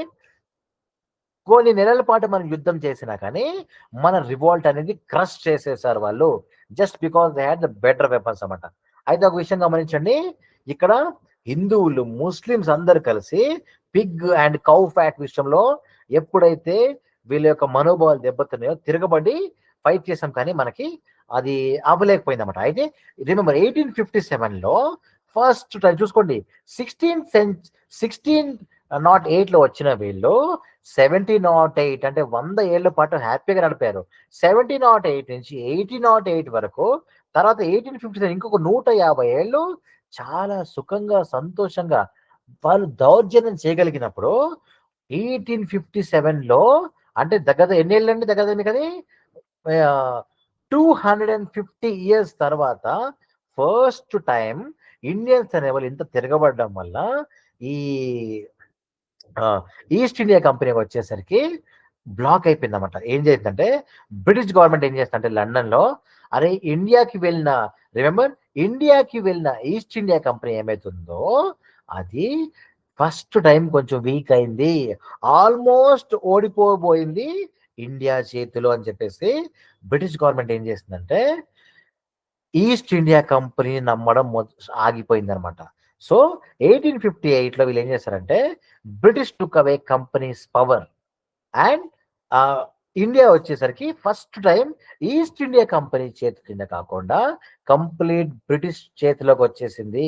అప్పుడు ఈస్ట్ ఇండియా కంపెనీ పక్కన పెట్టేసి వైస్ రాయ్ ఆఫ్ ఇండియా అని చెప్పి ఒక లీడర్ని వీళ్ళు లండన్ నుంచి పంపించారన్నమాట. నువ్వు పోయి ఇండియాని వేలు, ఎందుకంటే ఇప్పుడు వరకు ఇండియాని ఏలుతున్న ఈస్ట్ ఇండియా కంపెనీ 250 ఏళ్ళ తర్వాత మెల్లిమెల్లిగా వీక్ అవుతుంది అని చెప్పి గ్రహించిందన్నమాట. ఎక్కడ? లండన్ లో బ్రిటిష్ గవర్నమెంట్ అనమాట. ఇదండి జరిగిందనమాట అసలు స్టోరీ. దాని తర్వాత మీరు అబ్జర్వ్ చేసుకుంటే 1857 తర్వాత మెల్లిమెల్లిగా 1947 వరకు మనకి ఇండిపెండెన్స్ రావడం స్టార్ట్ అయిందండి.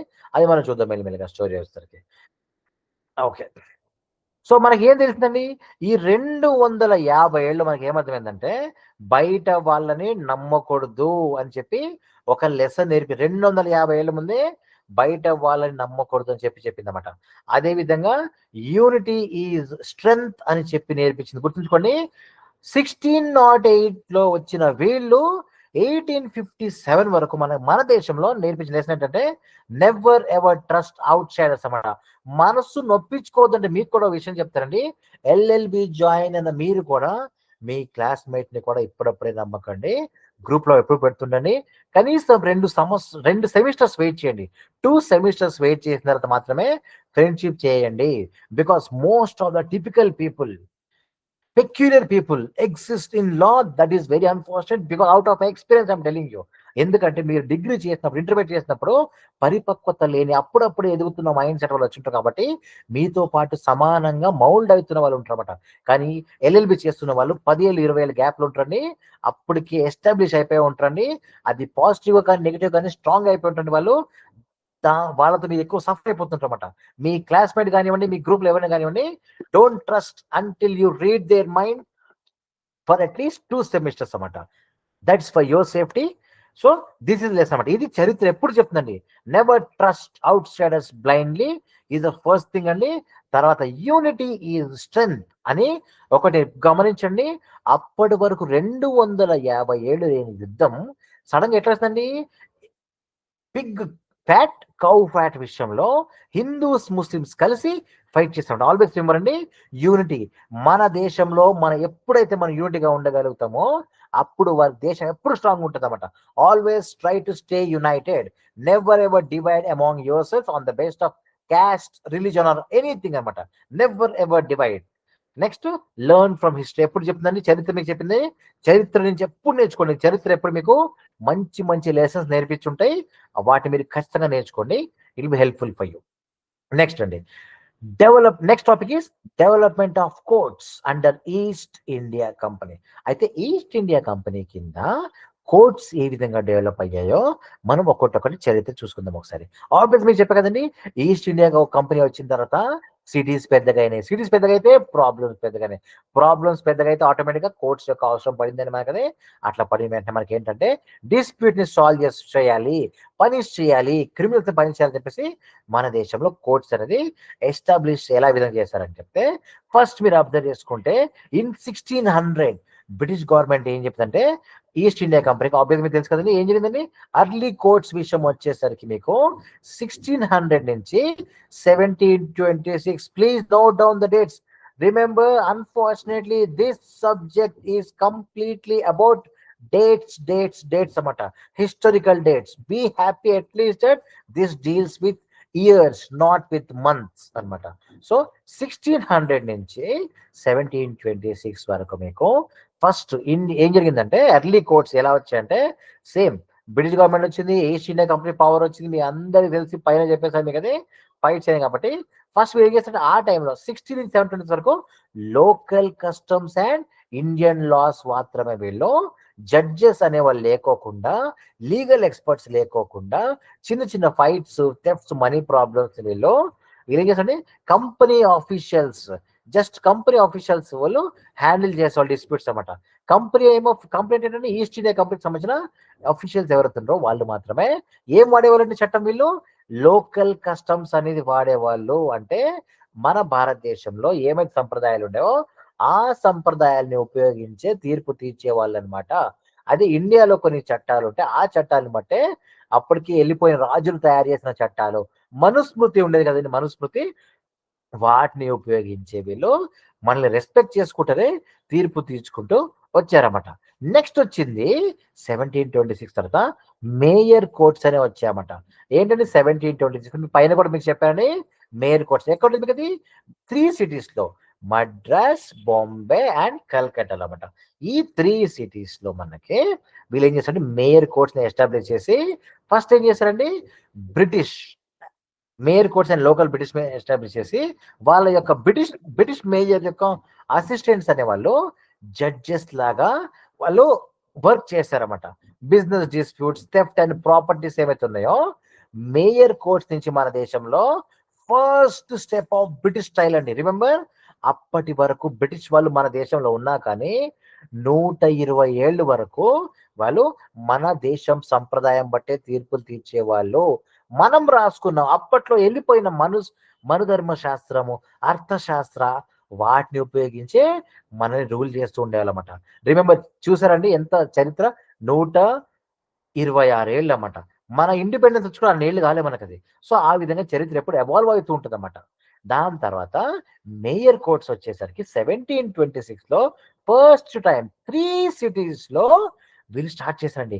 అప్పుడప్పుడే మన దేశం ఏం చేసిందంటే బ్రిటిష్ స్టైల్ లీగల్ సిస్టమ్ ని అలవాటు చేసుకుంటూ వచ్చామన్నమాట మనం 1726లో. ఆ తర్వాత మనకు అబ్జర్వ్ చేసుకుంటే ఈ 1772 వచ్చేసరికి వెరీ వెరీ ఇంపార్టెంట్ అండి. ఇది మీకు పక్క పార్ట్ ఏలో అడుగుతారు. రిమెంబర్, ఇది వారెన్ హాస్టింగ్స్ అదాలత్ సిస్టమ్ కోసం అడుగుతారండి. ఈ సబ్జెక్ట్ లో ఉన్న బ్యూటీ ఏంటిదంటే అక్కడక్కడ కనిపించిన హెడ్డింగ్స్ మీకు పార్ట్ ఏలో ఎగ్జామ్ లో ఫైనల్ ఎగ్జామ్ మీకు కనపడుతుంటేనే అదాలత్ సిస్టమ్ 1772లో అనమాట. ఎవరు చేశారు అదాలత్ సిస్టమ్ అంటే వారెన్ హాస్టింగ్స్ అనే అతను ఇతను రిఫార్మ్స్ రూపంలో తీసుకొచ్చారన్నమాట. ఇతను ఏం చేశాడు అదాలత్ సిస్టమ్ అంటే, వారెన్ హాస్టింగ్ ఏం చేశారంటే లీగల్ సిస్టమ్ ఇది ఇతను ఎవరండి ఇతను అంటే Warren hastening is a governor general position లో ఉన్న వ్యక్తి అంటే ఇతను అంత పెద్ద వ్యక్తి ఏం చేశారంటే లీగల్ సిస్టమ్ ని మార్చి 2 టైప్స్ ఆఫ్ కోర్ట్స్ తీసుకొచ్చారండి in each district. Remember, district లెవెల్లో, మళ్ళీ చెప్తున్నాను, డిస్ట్రిక్ట్ లెవెల్లో 2 types of courts తీసుకొచ్చారన్నమాట.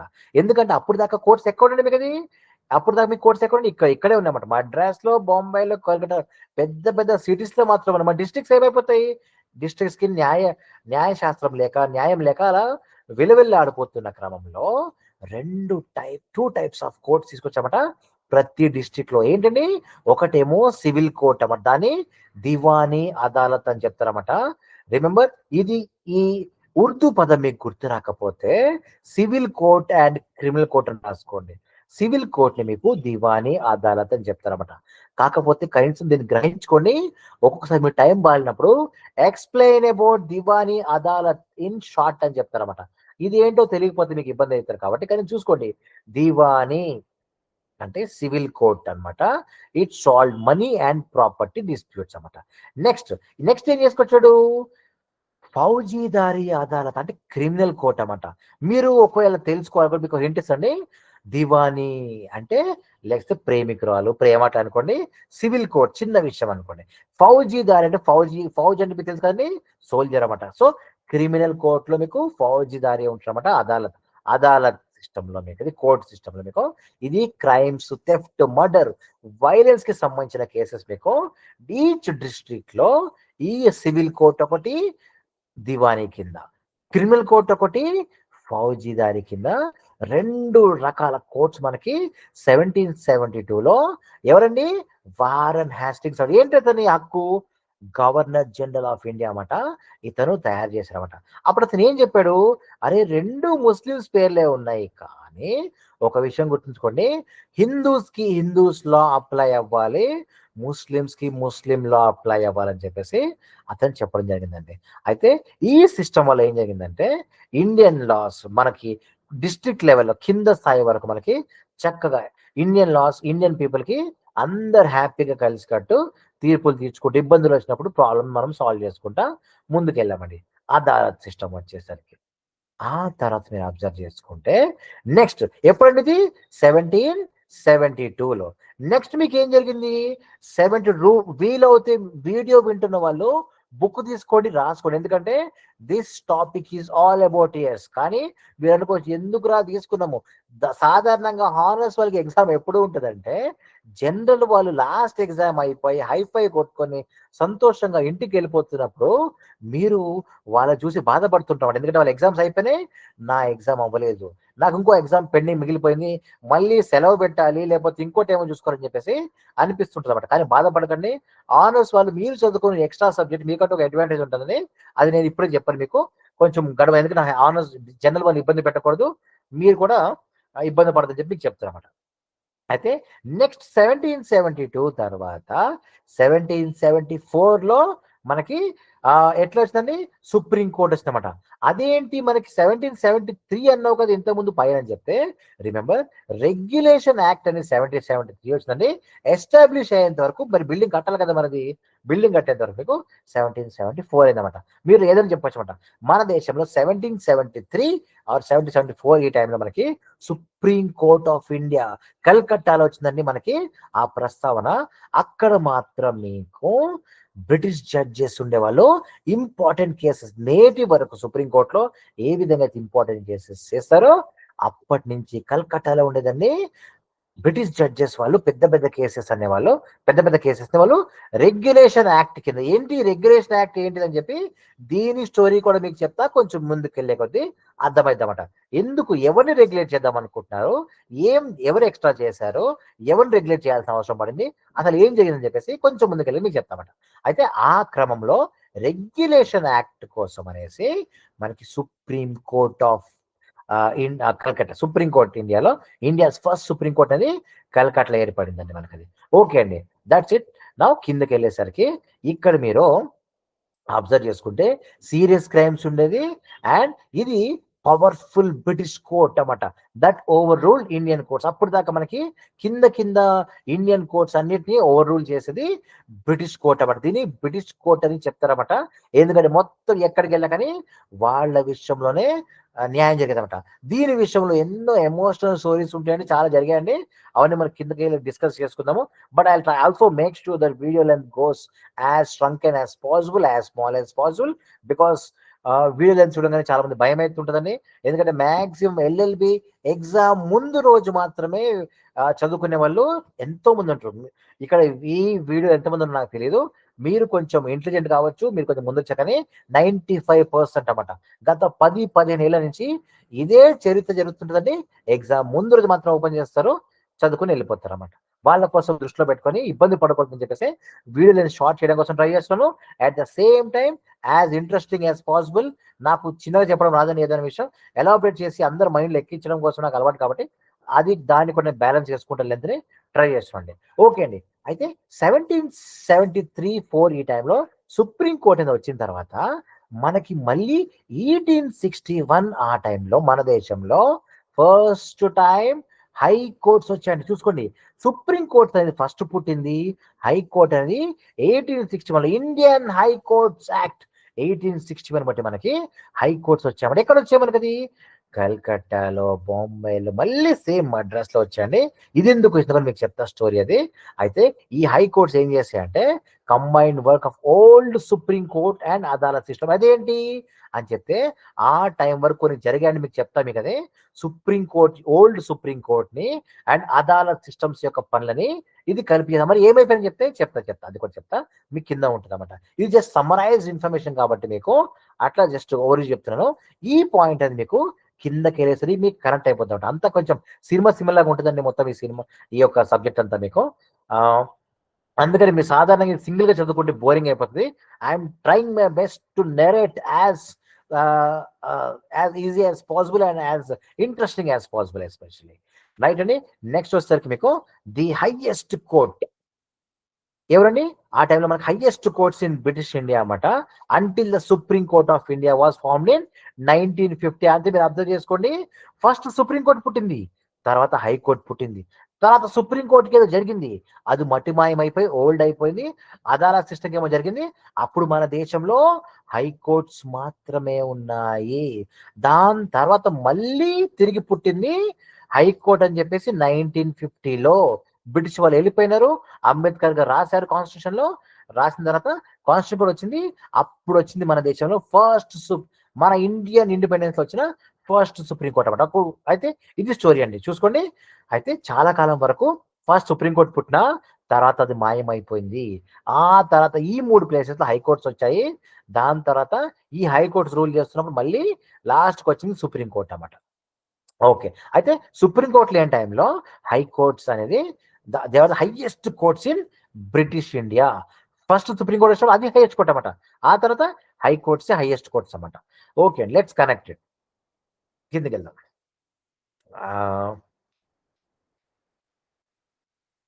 That's it. So connect చేసే క్రమంలో story of Warren Hastings and his plan for justice. Remember అండి 1772 అనగానే మీకు వారన్ హ్యాస్టింగ్స్ మీకు గుర్తు రావాలి. అతను ఎవరో మీకు పైన చెప్పేశానండి. Now let's see. అయితే వారన్ హ్యాస్టింగ్స్ అండ్ ఈ 1772 ఇక్కడ నేను మీకు స్టోరీ ఆఫ్ అని రాస్తాను మీకు అర్థం కావడం కోసం. టాపిక్ వచ్చేసరికి మీకు వారన్ హ్యాస్టింగ్స్ ప్లాన్ ఆఫ్ 1772 అని ఉంటుంది అన్నమాట మీకు. అది యాక్చువల్గా మీ టాపిక్ అండి. Now let's see. ఈ Warren Hastings and plan for justice 1772 వచ్చేసరికి రిమెంబర్ ఈ ఇండియా ఆ టైంలో ఏంటంటే ఆ ఇండియన్స్కి వచ్చేది బ్రిటిష్ వాళ్ళు రూల్ చేస్తున్నప్పుడు ఇండియాకి ప్రాపర్ వే లేదు జస్టిస్ రావడం కోసం. అయితే ల్యాండ్ విషయంలో, మనీ విషయంలో, క్రైమ్ విషయంలో క్లియర్గా రూల్సే లేవు. కోర్ట్స్ కూడా సరైనవి లేవు. ఉన్నవన్నీ నామకే వస్తున్నాయండి. రూల్స్ లేవు. ఏ తీర్పు తీరుద్దామంటే పైకి వెళ్తారు, ఇంకోటి అంటారు. మొత్తం గందరగోళమయం అన్నమాట. అయితే రూల్స్ లేనప్పుడు వారన్ హ్యాస్టింగ్స్ ఏం చేస్తారంటే ఈ 1770 ఒక ప్లాన్ చేశారన్నమాట. ఏం చేశారంటే మన ఇండియాలో జస్టిస్ సిస్టమ్ ఇంప్రూవ్ చేద్దాము, దోచుకెళ్దాంలే కానీ ఒక పాపం జస్టిస్ సిస్టమ్ ఇంప్రూవ్ చేద్దాం అబ్బా అని చెప్పేసి ఒక ఆలోచన వచ్చిందన్నమాట. అప్పుడు అతను ఏం చేశాడు, ఒక న్యూ కోర్ట్స్ అనేది ప్లాన్ చేశాడన్నమాట అతను. అయితే సాల్వ్ చేద్దామని చెప్పి స్టార్ట్ చేసేస్తే ఆటోమేటిక్గా ఏంటంటే పైన చెప్పిందామండి కానీ అదాలత్ సిస్టమ్ అని చెప్పి స్టార్ట్ చేశారన్నమాట. అయితే హ్యాస్టింగ్స్ అనేవాడు అదాలత్ ఏం చేసండి, ఇట్స్ పర్షియన్ లాంగ్వేజ్ లో, ఉర్దూ టైప్ ఆఫ్ మీకు పర్షియన్ లాంగ్వేజ్ లో అదాలత్ అంటే కోర్ట్స్ అనమాట. జస్టిస్ ఇప్పుడు ఏం చేస్తారు మీకు అది అదాలత్ అంటే కోర్ట్స్ ని దివానీ అదాలత్ అంటే ల్యాండ్ ప్రాపర్టీ మీకు పైన చెప్పాను కదండి. సివిల్ కోర్ట్ విషయంలో మీకు అది చేసి ఇక్కడ ఏం చేశాడు, ఇక్కడ ఇట్ ఫాలోడ్ హిందూస్ లో ముస్లిం లో ఎవరిని ఇబ్బంది పెట్టదని అందరు కలిసి ఉన్నామని చెప్పి చెప్పాడనమాట. ఆ తర్వాత నెక్స్ట్ ఫౌజీదారీ అదాలత్ తయారు చేస్తారండి. వీటిని క్రిమినల్ కేసు అని చెప్తారనమాట. Theft, fights and murder. అయితే వారన్ హాస్టింగ్స్ ఆనాడు డివైడ్ చేసిన డివిజనే ఈ రోజు వరకు మనము క్రిమినల్ వేరే, సివిల్ వేరే అనేది మనము ఫాలో అవుతున్నమాట. అయితే ఇక్కడ వచ్చేసరికి మీకు ఇది జడ్జెస్ ఎవరు ఉంటారండి, కాజీస్ అని చెప్తారన్నమాట. QAZI కాజీస్ అంటారండి. వీళ్ళు జడ్జెస్ అన్నమాట. వీళ్ళు డిసైడ్ చేసేవాళ్ళు అన్నమాట పనిష్మెంట్స్ అన్నమాట. కానీ ఇండియన్ జడ్జెస్ ఉండేవాళ్ళు పర్షియన్ లాంగ్వేజ్ వాడుకొని చక్కగా తయారు చేసుకొని మనకు అప్పచెప్పారు. కానీ ఒక కన్ను మన మీద వేశారు.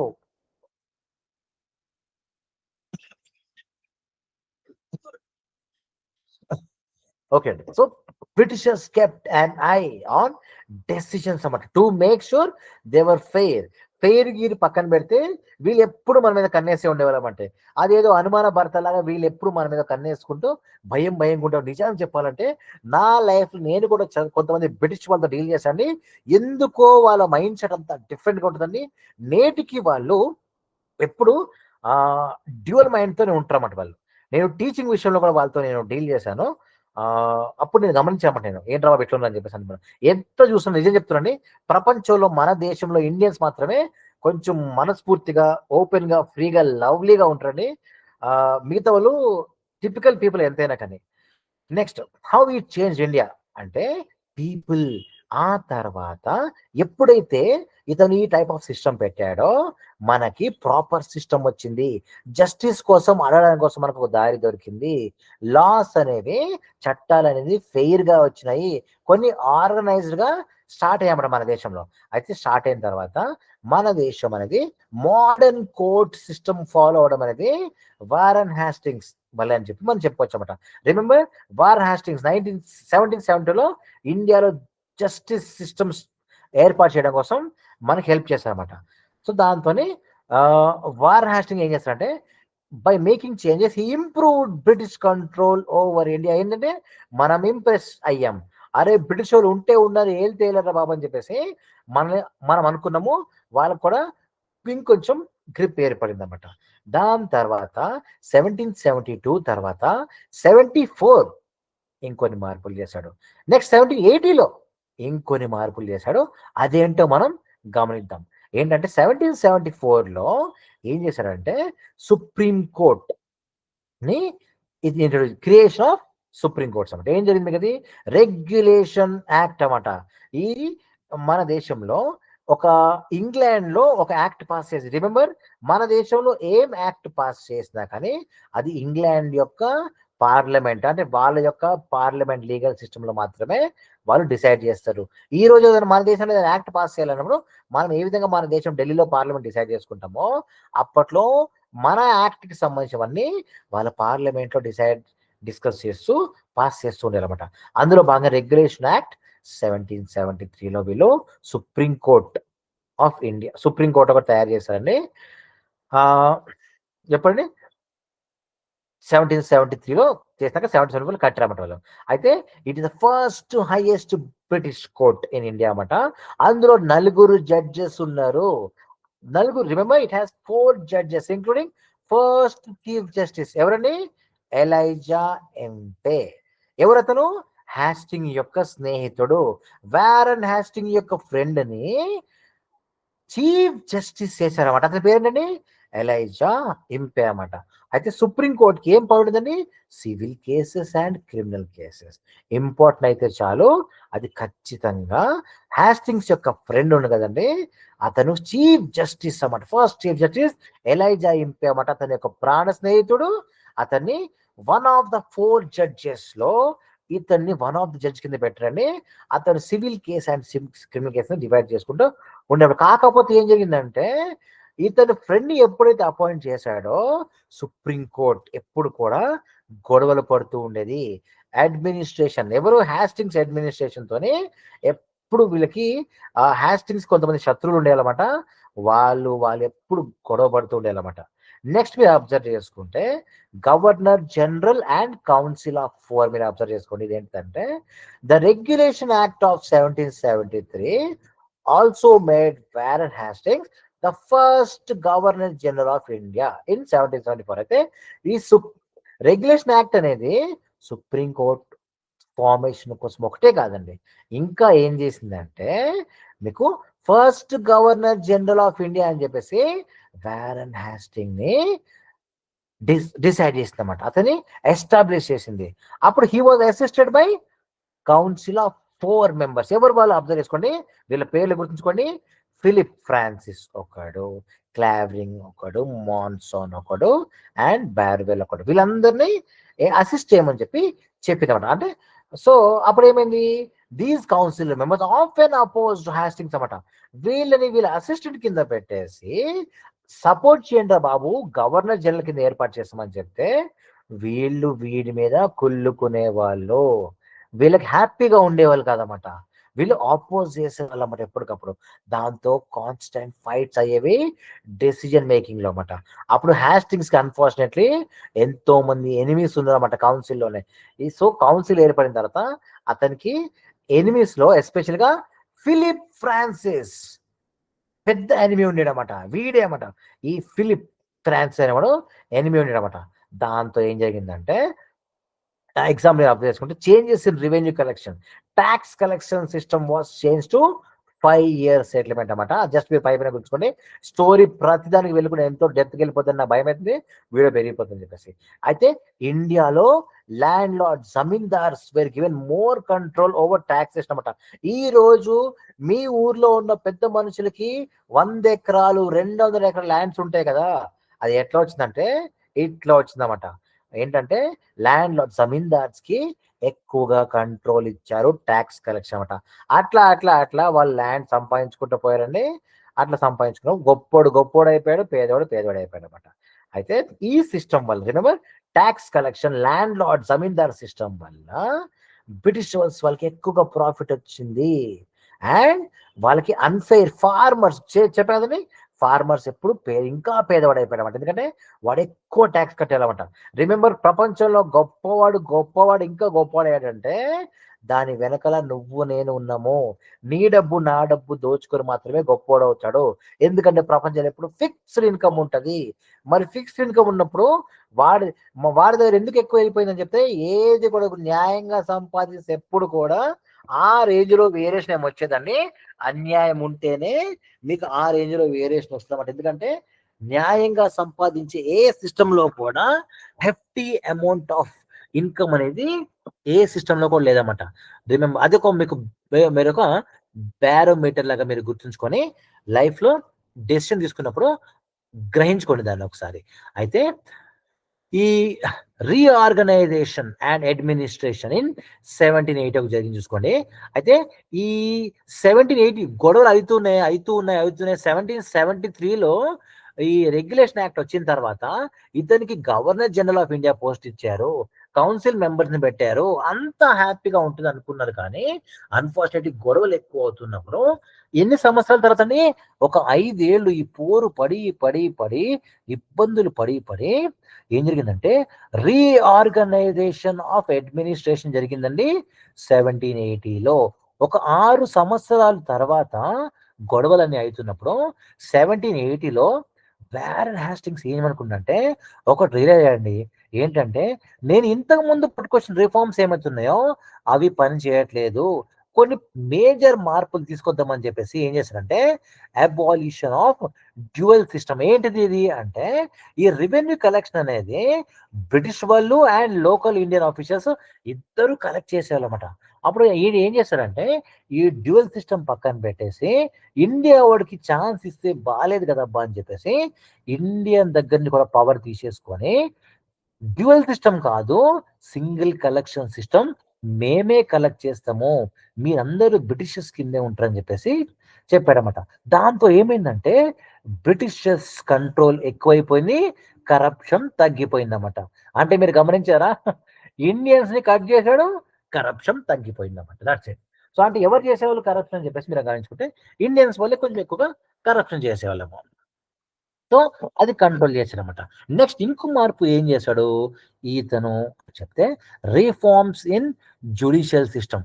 ఏముంది ఎంతమంది మీకు గుర్తే ఉండొచ్చండి, అతను సివిల్ కోర్ట్స్ అని దీవానీ అదాలత్ అని ఒకటి తయారు చేశారు కదండి, క్రిమినల్ కోర్ట్స్ అని ఫౌజీదారీ అదాలత్ తయారు చేశారు కదా, దాన్ని కూడా ఏం చేశారంటే దాంట్లో కూడా మార్పులు తీసుకొచ్చి ఏం చేస్తారంటే were now control by Indian judges. అంటే దీన్ని ఇండియన్ జడ్జెస్ కి అప్పచెప్పేశారు అన్నమాట. అప్పచెప్పేసి కానీ మళ్ళీ గుర్తుంచుకోండి సూపర్వైజ్డ్ బై బ్రిటిష్ అన్నమాట.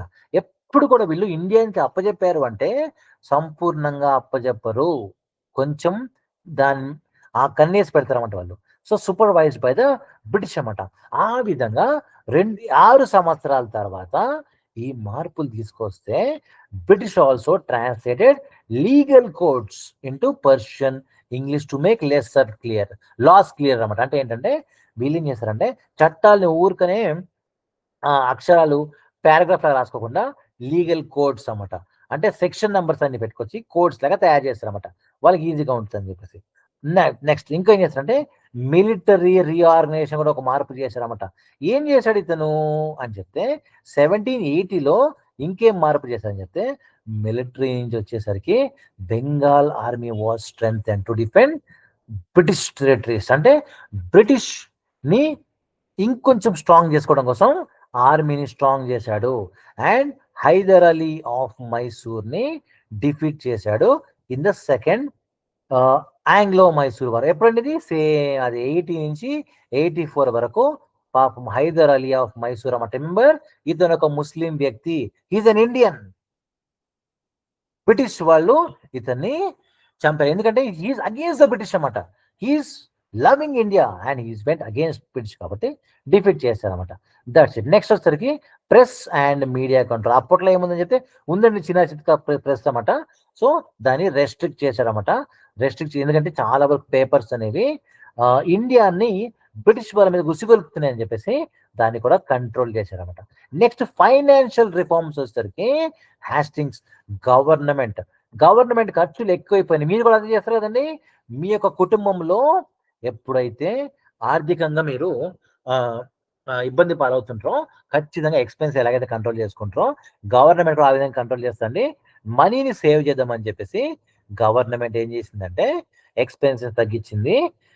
దాని తర్వాత అన్నెసరీ ఆఫీషియల్స్ ని రిమూవ్ చేసి ఎక్స్ట్రా శాలరీస్ ని సేవ్ చేసినమాట. దాట్స్ ఇట్ అండి. ఇది అతను 1774లో తీసుకొచ్చిన రీఫార్మ్స్ అన్నమాట. గుర్తుకోండి 1774లో ఏం జరిగింది, 6 years తర్వాత 1718లో వారెన్ హ్యాస్టింగ్స్ ఏమేం చేశాడో మీ అందరికి క్లియర్గా అర్థమైందన్నమాట. దట్స్ ఇట్ అండి. నెక్స్ట్ అదే టాపిక్ మళ్ళీ రీట్రేట్ అయ్యి మీకు నెక్స్ట్ ఉంటుందండి. అదేంటిదంటే reforms made under the plan of 1774 and reorganization in 1780 అన్నమాట. 15 మార్క్స్ కోసం మీకు ఎగ్జామ్ అడుగుతారండి. దయచేసి కొంచెం నేను కథలుగా చెప్తున్నాను, ఇలా విన్నా రాసుకోవచ్చు. ఒకసారి మీరు ఎగ్జామ్ ముందు కొంచెం చెక్ చేసుకోండి.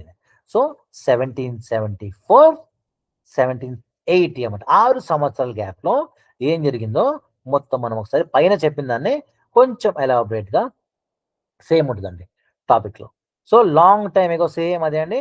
I think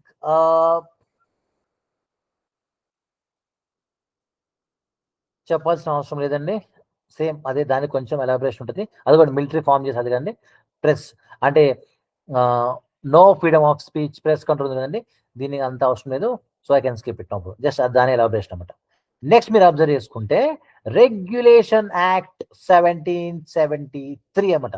remember this is very important. This is regulating act of 1773.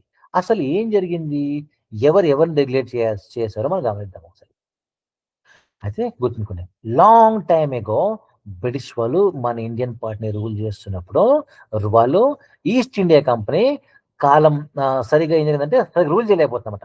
ఎందుకు రూల్ చేయట్లంటే వాళ్ళు కరప్షన్ ఎక్కువైపోయింది, అన్ఫెయిర్ లాస్ ఎక్కువైపోయింది అనమాట.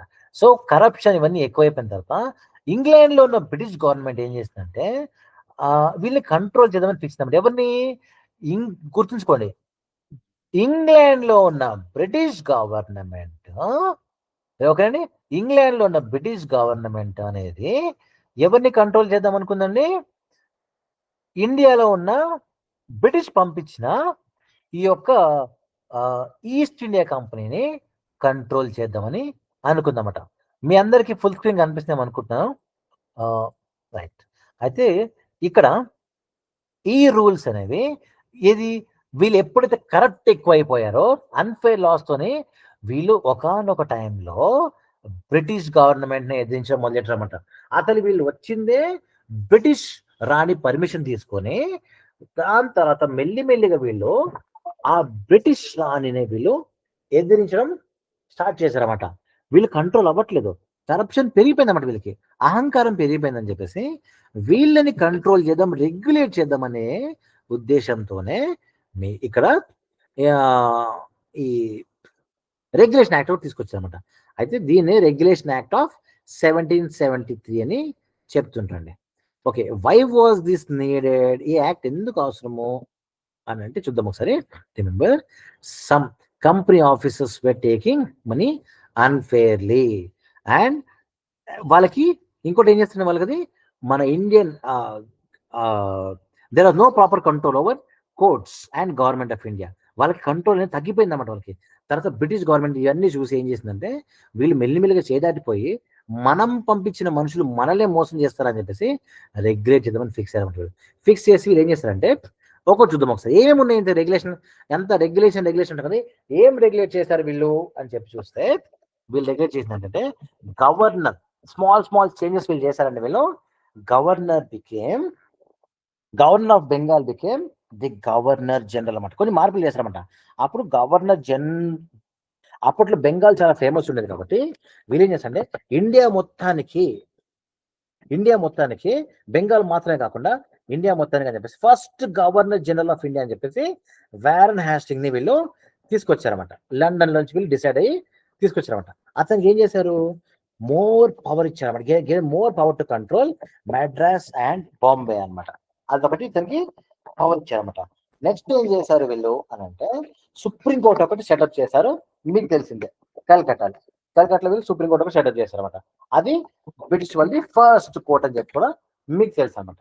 నెక్స్ట్ మీరు అబ్జర్వ్ చేసుకుంటే మీకు British government started controlling the company. అయితే ఈస్ట్ ఇండియా కంపెనీ ఉంది కదండి, దీనికి ఫ్రీడమ్ ఇస్తుంటే ఇది చాలా ఎక్కువ చేస్తుందని చెప్పేసి company had to follow orders from British government in London. అప్పుడు వరకు వీళ్ళకి ఫ్రీడమ్ ఇచ్చారండి. వీళ్ళ ఫ్రీడమ్ ఇస్తే వెళ్ళారు, ఇండియాతో బాగానే వీళ్ళు డీల్ చేశారు, ట్రేడ్ చేశారు, అన్ని రకాలుగా వీళ్ళు చేసి అప్పుడు దాకా ప్లండర్ అంటే దోపిడి సొమ్ము అంతా బాగానే తీసుకెళ్ళారు. కానీ ఆ తర్వాత వీళ్ళు కొంచెం తేడా కనిపిస్తే ఏం చెప్పండి, ఈ రోజు నుంచి మీరు మా మాట వినాలని చెప్పి చెప్పారన్నమాట. Company had to follow orders from British government. Remember, British వేరే బ్రిటిష్ గవర్నమెంట్ వేరే, ఈస్ట్ ఇండియా కంపెనీ వేరే. ఆ రోజు నుంచి వీళ్ళు నువ్వు మా మాట వినాలని చెప్పి చెప్పి కరప్షన్ అండ్ ఈ విధంగా చెప్పడం వల్ల ఆటోమేటిక్ గా కరప్షన్ ఇంకా బ్యాడ్ మేనేజ్మెంట్ రెండు తగ్గిపోయింది అన్నమాట. అయితే ఎందుకు ఇంత ఇంపార్టెంట్ అని చెప్పినప్పుడు రిమెంబర్, మరి ఎందుకు ఊరికి అడుగుతుంటుంది దీని గురించి చెప్పినప్పుడు, ఇది రావడం వల్ల మన దేశంలో ఫస్ట్ లా అన్నమాట. It is the first law to control the British in India. British నే కంట్రోల్ చేయడానికి బ్రిటిష్ వాళ్ళే ఏర్పాటు చేసుకున్న ఒక ఫస్ట్ చట్టం అని గుర్తుంచుకోండి. తర్వాత ఇట్ మేడ్ గవర్నెన్స్ ఆర్గనైజ్డ్ గా అయింది, చాలా న్యాయంగా అయిందన్నమాట. న్యాయం అంటే నీకు కాదండి, గుర్తుంచుకోండి ఇక్కడ. ఇక్కడ న్యాయం అంటే నీకు కాదండి, న్యాయం అంటే ఈస్ట్ ఇండియా కంపెనీకి ఇంకా బ్రిటిష్ గవర్నమెంట్ మధ్యలో న్యాయం అనమాట. నీకు జరగాల్సిన న్యాయం పెద్ద ఏమి లేదు ఇక్కడ, అది వాళ్ళ మధ్య అని చెప్పి చిన్న పాయింట్ గుర్తుంచుకోండి. నెక్స్ట్ ఏంటిది అంటే, ఇది ఫస్ట్ మోడర్న్ లా సిస్టమ్ అని చెప్పేసి మాత్రమే మనకి జస్ట్ స్టార్ట్ అన్నమాట. ఆ తర్వాత మెల్లిమెల్లిగా మనము మోడర్న్ లాలోకి మనము ఆ తర్వాత మనం మెల్లిమెల్లిగా మనం ఎవల్యూషన్ అవుతూ వెళ్ళామన్నమాట. నెక్స్ట్ అయితే 1773 రెగ్యులేషన్ యాక్ట్ లో మనము ఒక ఇంట్రెస్టింగ్ ఫ్యాక్ట్ మీరు గమనించుకుంటే, this is the first major law అని మీరు గమనించుకొని రేపు ఎగ్జామ్ లో మీకు థియరీకి వెళ్ళి మీరు గుర్తుండకపోతే ఇంట్రెస్టింగ్ ఫ్యాక్ట్స్ అనేది మీకు ఇంట్రెస్టింగ్ అనిపిస్తాయని చెప్పేసి నేను మీకు ఇవి పెట్టాను. కొన్ని ఫ్యాక్ట్స్ మీకు కలెక్ట్ చేసండి, so that you'll remember and retrieve it better in your exam. The first attempt, ఇది ఫస్ట్ అటెంప్ట్ అని చెప్పి గుర్తుంచుకోండి. అంతకు ముందు బిఫోర్ 1773 బ్రిటిష్ గవర్నమెంట్ ఎప్పుడు ఇంటర్ఫేర్ కాలేదు ఈస్ట్ ఇండియాలో. అది ఫస్ట్ టైం మాత్రమే ఇంటర్ఫేర్ అనేది ఒక ఫ్యాక్ట్ మీరు గుర్తుంచుకోండి. Warren Hasting is the first governor general అని చెప్పి గుర్తుంచుకోండి. తర్వాత he establish supreme court in Calcutta, first time అన్నమాట. అది 4 జడ్జెస్ ఉన్నారు with Elijah Impey, the best friend of this person చెప్పి గుర్తుంచుకోండి. అతన్ని ఫస్ట్ చీఫ్ జస్టిస్ చేశారన్నమాట. సో మన దేశంలో first chief justice is Elijah Impey అండి ఇన్ 1774 లో అనమాట. తర్వాత ఇక్కడ మీకు కౌన్సిల్ ఆఫ్ 4 ఉన్నారండి, అది కూడా గుర్తుంచుకోండి. తర్వాత బ్రిటిష్ గవర్నమెంట్ ఎప్పటికప్పుడు రిపోర్ట్ చేయమని చెప్పేది అన్నమాట. ఈ demanded reports from east India company అన్నమాట, అదొకటి మీరు గుర్తుంచుకోండి. తర్వాత private trade by company officials అన్నమాట. బ్రిటిష్ ఆఫీస్ ఏం చెప్పిందంటే, నువ్వు ప్రైవేట్ ట్రేడ్ చేయడం మానేసి బ్రైబ్స్ అవన్నీ ఆపమని చెప్పింది అనమాట. తర్వాత this act band companies of official from engaging in private trade అనమాట. మీరు మా కిందనే పని చేయాలి, మేము చెప్పింది చేయాలని చెప్పింది అనమాట. నువ్వు ఎంత డబ్బులు కలెక్ట్ చేస్తున్నావు, మిలిటరీ ఎలా ఉంది, అడ్మినిస్ట్రేషన్ ఎలా ఉందో ఎప్పటికప్పుడు మాకు రిపోర్ట్ పంపించమని చెప్పి వాళ్ళ ఫ్రీడమ్ మొత్తాన్ని రెడ్యూస్ చేసి పడేసింది అనమాట. అది వాళ్ళకి ఇష్టమైన ఫ్రీడమ్ అనమాట, అది తీసేసింది అనమాట. ఇది అన్ని ఫ్యాక్ట్స్ అని మీరు గుర్తుంచుకోండి. తర్వాత 1773 పాయింట్స్ అయిపోయిన తర్వాత నెక్స్ట్ కంటిన్యూషన్ వచ్చారు కదా, అదే ఇదే 1773 కదా. ద నెక్స్ట్ హెడ్డింగ్ కింద మీరు చూసుకొని, the supreme court at Calcutta, it's composition, power, functions and failures of the court. Remember చూసుకోండి, స్టోరీ మీకు ఎట్లుందండి, ఇట్స్ బిగ్ స్టోరీ అన్నమాట. మీకు అది ఎగ్జామ్లో మీకు అడుగుతారండి, పక్కాగా మీకు అడుగుతారు, నో డౌట్ అండి. 15 మార్క్స్ కోసం మీకు అడుగుతారు, గుర్తుంచుకోండి. సో దాని కంపోజిషన్ అంటే ఏంటి, కల్కట్టాలో సుప్రీం కోర్టు కోసం చెప్పండి. దాంట్లో ఉన్న కంపోజిషన్ అంటే ఏంటంటే ఎంతమంది ఉంటారు, మెంబర్షిప్ ఎవరని చెప్పి చెప్తారన్నమాట. దాని కంపోజిషన్ చెప్పాలి, దాని పవర్స్, ఫంక్షన్స్ చెప్పాలి, అది ఏ విధంగా ఫైల్ అయిందో కూడా మీరు చెప్పమని చెప్పేసి మీకు 15 మార్క్స్ కోసం అడుగుతారు. నోట్ బుక్ నువ్వు తీసుకోండి, నోట్ చేసుకోండి, లేకపోతే కనీసం జాగ్రత్తగా విని ఎగ్జామ్ రాసేయండి. స్టోరీ ఆఫ్ సుప్రీం కోర్ట్ మీరు అబ్జర్వ్ చేసుకుంటే same big and powerful court కావాలి మనకి, కోడలు అవుతున్నాయని చెప్పి 1774 లో సుప్రీం కోర్ట్ ఫామ్ చేశారని చెప్పి మీకు తెలుసు అన్నమాట. అది హైయెస్ట్ కోర్ట్ అని చెప్పి కూడా మీకు తెలుసు, దాని గురించి నేను చెప్పనక్కర్లేదు. అయితే ఇక్కడ ఏంటిదంటే కంపోజిషన్ అంటే ఎవరు అని చెప్తే, 1 చీఫ్ జస్టిస్ ఉన్నాడు, 3 అదర్ జడ్జెస్ ఉన్నారు. ఓకేనా, కంపోజిషన్ లో ఎవరు ఉంటారు చెప్తే, ఒక చీఫ్ జస్టిస్ ఉన్నాడు అండ్ 3 అదర్ జడ్జెస్ ఉన్నారు. కానీ అందరూ బ్రిటిషర్స్ మాత్రమే. నువ్వు వెతుకుంటున్నావేమో, పోనీ దీంట్లో ఇండియన్, ఎక్కడ ఇండియన్స్ లేరండి, అందరూ బ్రిటిషర్స్ మాత్రమే. తర్వాత దే హ్యాండిల్ బిగ్ కేసెస్, ఎవరు, బ్రిటిష్ ఆఫీసర్స్ సంబంధించింది. ఇండియన్ బిగ్ కేసెస్ అంటే ట్రేడ్కి సంబంధించిన పెద్ద విషయాలు ఈ పెద్ద మనుషులు చూసుకుంటారు అనమాట. నెక్స్ట్ మీరు అబ్జర్వ్ చేసుకుంటే పవర్స్ అండ్ ఫంక్షన్స్ ఏముండే వీళ్ళకి పవర్స్ అని చెప్తే, power to punish criminals, power to give justice, land case, money case, and even power to punish British officials అన్నమాట. వాళ్ళు తప్పు చేసినా వాళ్ళని పనిష్మెంట్ చేయడానికి కోసం కూడా మీకు సుప్రీంకోర్టు అనేది పనిచేసేది. కాకపోతే ఏ విధంగా ఫెయిల్ అయింది, ఎందుకు ఫెయిల్ అయిందబ్బా అని చెప్తే, at first people thought supreme court help చేస్తుంది అనుకుంటామట. కానీ ప్రాబ్లమ్స్ ఏం స్టార్ట్ అయిందంటే, బ్రిటిష్ జడ్జెస్ కి ఇండియన్ యొక్క ట్రెడిషన్ అర్థం కావట్లేదు. వాళ్ళు Indian loss, they did not follow Indian loss and customs which made things unfair. ఇదేంటి, ఇండియన్ కస్టమ్స్ ఫాలో అయితేనే ఫెయిర్ అవుతుందా లేకపోతే కాదా అని చెప్తే ఒక ఎగ్జాంపుల్ చెప్తే చూసుకోండి. మన ఇండియన్ కస్టమ్స్ లో తెలుగు తెలుగు రాష్ట్రాల్లో మీ మదర్ యొక్క బ్రదర్ ఉండనుకోండి, మీరు బావా అని పిలుస్తారు. మీ పెద్దనాయన కొడుకు ఉంటే మీరు అన్న అని పిలుస్తారు. కానీ అదే విధంగా కొంచెం ముందుకు వెళ్ళే కొద్దీ మీకు మారిపోతుంటది.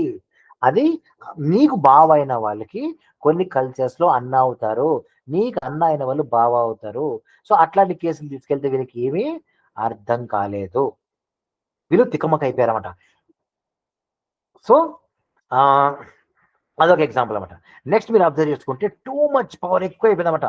సుప్రీం కోర్టుకి పవర్ ఎక్కువైపోయింది. ఎప్పుడైతే గుర్తుంచుకోండి, మీరు అందరూ స్పైడర్ మ్యాన్ సినిమా చూస్తుంటే అక్కడ ఒక డైలాగ్ చెప్తారన్నమాట. ఏం చెప్తారండి, with great power comes great responsibility అని చెప్తారన్నమాట.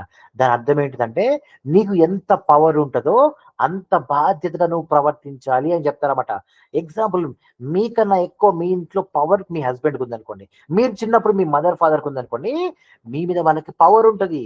పవర్ ఉన్న వెంటనే ఆటోమేటిక్ గా వాళ్ళకి రెస్పాన్సిబిలిటీ పెరిగిపోతుంది.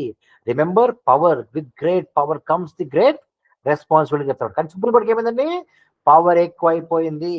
పవర్ ఎక్కువ అయిపోతే వాళ్ళు హార్ష్ పనిష్మెంట్స్ అనేది ఇచ్చుకుంటూ పోయారన్నమాట. ఈవెన్ మీ కాలేజ్ లో కూడా మీ యొక్క ఫ్యాకల్టీకి ఏముంటుందండి, పవర్ ఉంటుంది అన్నమాట. మీ మేనేజ్మెంట్ కి, మీకు చదువు చెప్పే టీచర్లకి పవర్ ఉంటుంది. కానీ వాళ్ళు ఏం చేయాలని, రెస్పాన్సిబిలిటీగా బిహేవ్ చేసి చదువుకోవడం వచ్చిన పిల్లలకి చదువు చెప్పాలి. కానీ అన్ఫార్చునేట్లీ చాలా వరకు, అందరూ కాదు, చాలా ఏం చేస్తారండి, నువ్వు నాకు గుడ్ మార్నింగ్ చెప్పాలి, నువ్వు నాకు మర్యాద ఇవ్వాలని చెప్పేసి ఈగో ఈగో ఈగో మాత్రమే పెడతారే. కానీ చదువు చెప్దాం, జ్ఞానం చెప్దాం అని చెప్పేసి, మంచి మాటలు చెప్దాం, దేశానికి కొంచెం ఉపయోగపడే మాటలు చెప్దాము, మనం కూడా ఆ విధంగా ప్రవర్తన చెప్పేసి అన్ఫార్చునేట్లీ చాలా తక్కువ మంది ఉండడం జరుగుతుంటుందండి. That's what. సో పవర్ ఎక్కడ ఉంటుందో అక్కడ రెస్పాన్సిబిలిటీ ఉండాలి. అది లేని పక్షంలో అది కింద ఉన్న వాళ్ళకి సఫరింగ్ ఏ ఉంటుంది అనమాట. రైట్ అండి. సో టూ మచ్ పవర్ వచ్చరికి వాళ్ళు ఏం చేసే వాళ్ళు, హార్ష్ పనిష్మెంట్స్ అనేది ఇచ్చుకుంటూ పోయేవాళ్ళు అనమాట. నెక్స్ట్ మీరు అబ్జర్వ్ చేసుకుని ఇంకొక ప్రాబ్లం ఏముండేది అని చెప్తే, ఇదంతా గొడవ అయితే వారన్ హాస్టింగ్స్ కి ఇంకా వాళ్ళ కౌన్సిల్ మెంబర్స్ కి గొడవలు ఉన్నాయి కదండి, అదొక ప్రాబ్లం అనేది ఎక్కువ ఉండేది అనమాట. కోర్ట్ ఇంకా వారన్ హాస్టింగ్స్ ఎప్పుడు డిసగ్రీ అవుతూ ఉండేవాళ్ళు అనమాట. దాంతో కన్ఫ్యూజ్ అవుతూ ఉండేవాళ్ళు అనమాట. నెక్స్ట్ టూ ఎక్స్పెన్సివ్, ఇంకా పేదవాళ్ళు అనేవాళ్ళు సుప్రీం కోర్టుకి వెళ్ళడానికి కోసం చాలా వరకు ఇబ్బంది పాలవుతుండేనమాట. అంటే అండి, డబ్బులు అనేది చాలా ఇంపార్టెంట్. ఈవెన్ మీరు గమనించుకోండి, మన దేశంలో మీరు ఒకసారి చర్లపల్లి జైలుకి వెళ్ళి చూడండి, లేకపోతే మీరు ఇంకొక జైలుకి వెళ్ళి చూడండి, ఎంతో మంది అలా జైల్లో ఉండిపోతారు. నిజానికి వాళ్ళందరూ శిక్ష పడిన కాదండి, అండర్ ట్రయల్ అని చెప్తారు. నిజంగా ఇంకా శిక్ష పడలేదు వాళ్ళకి. మరి ఎందుకు బయట రాలేదని చెప్తే, కనీసం ఒక బెయిల్ అప్లై చేయడం కోసం లాయర్ లేడు. అదేంటి, లాయర్ లేకపోతే లీగల్ ఎయిడ్ ఉంటుంది, ఫ్రీగా లాయర్ ఉంటాడు అని చెప్తే, ఇంకో ట్విస్ట్ ఉంటుంది. బెయిల్ కావాలి అంటే నువ్వు ఖచ్చితంగా బాండ్ అమౌంట్ కట్టాల్సిందే, టూటీ అమౌంట్ కట్టాలి, 10,000 కట్టాలన్నమాట.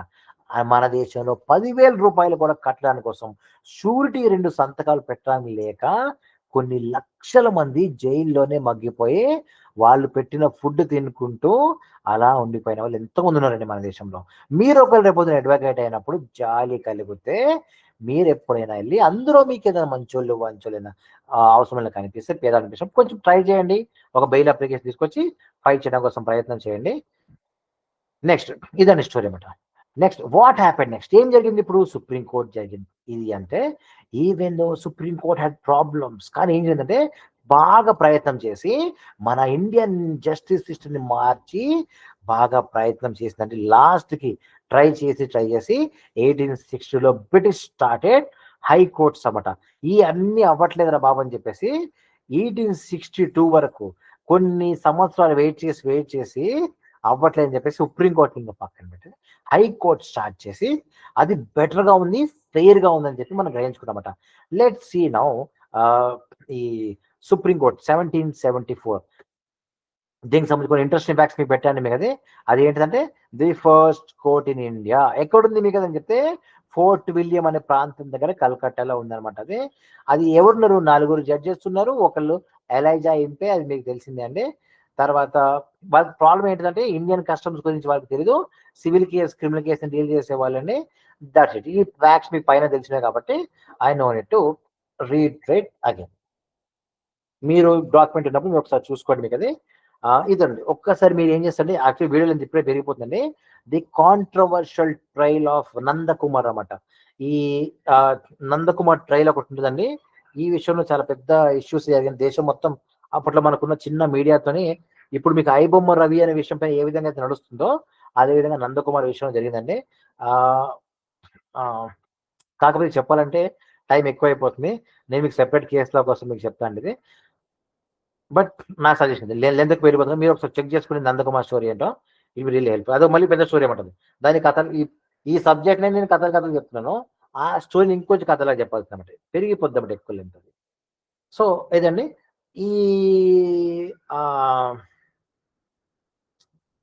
ఈ పాయింట్ అయిపోయిన తర్వాత ఈ ఫ్యాక్ట్స్ అనేది చూసిన తర్వాత నెక్స్ట్ మీకు ఈ టాపిక్ చెప్తాను. నెక్స్ట్ ఏదేంటంటే act of 1781. Remember after the regulation of 1773 British world లో కొన్ని పరిస్థితులు బట్టి 1773 యాక్ట్ తీసుకొచ్చారు, కొన్ని మార్పులు చేశారు. ఓకే, కొంచెం నడిచింది, కొంచెం ఫ్లాప్ అయింది. కానీ ఆ తర్వాత రెగ్యులేషన్ యాక్ట్ తర్వాత మీకు ఒక 1781 ఒక యాక్ట్ పట్టుకొచ్చింది.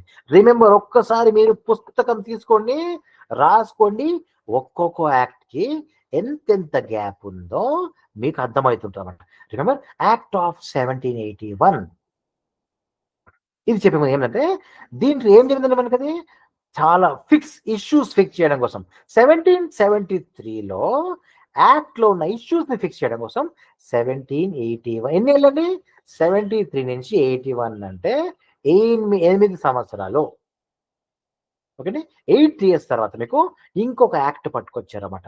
ఏంటిదని చెప్తే వై వాజ్ యాక్ట్ నీడ్ అని చెప్తే supreme court gave decision that went against governor general rules. Governor general ని ధిక్కరించేటట్టుగా కొన్ని తీర్పులు తీర్చింది అనమాట. ఇది తీర్చిన తర్వాత అప్పుడు కన్ఫ్యూజన్ ఒకటి ఏర్పడింది. ఏంటంటే ఇక్కడ మీకు ఇంకోటి confusion whether Indian people have to follow British laws or their own tradition అనమాట. రిమెంబర్, మన ట్రెడిషన్ ఒకటి చెప్పింది.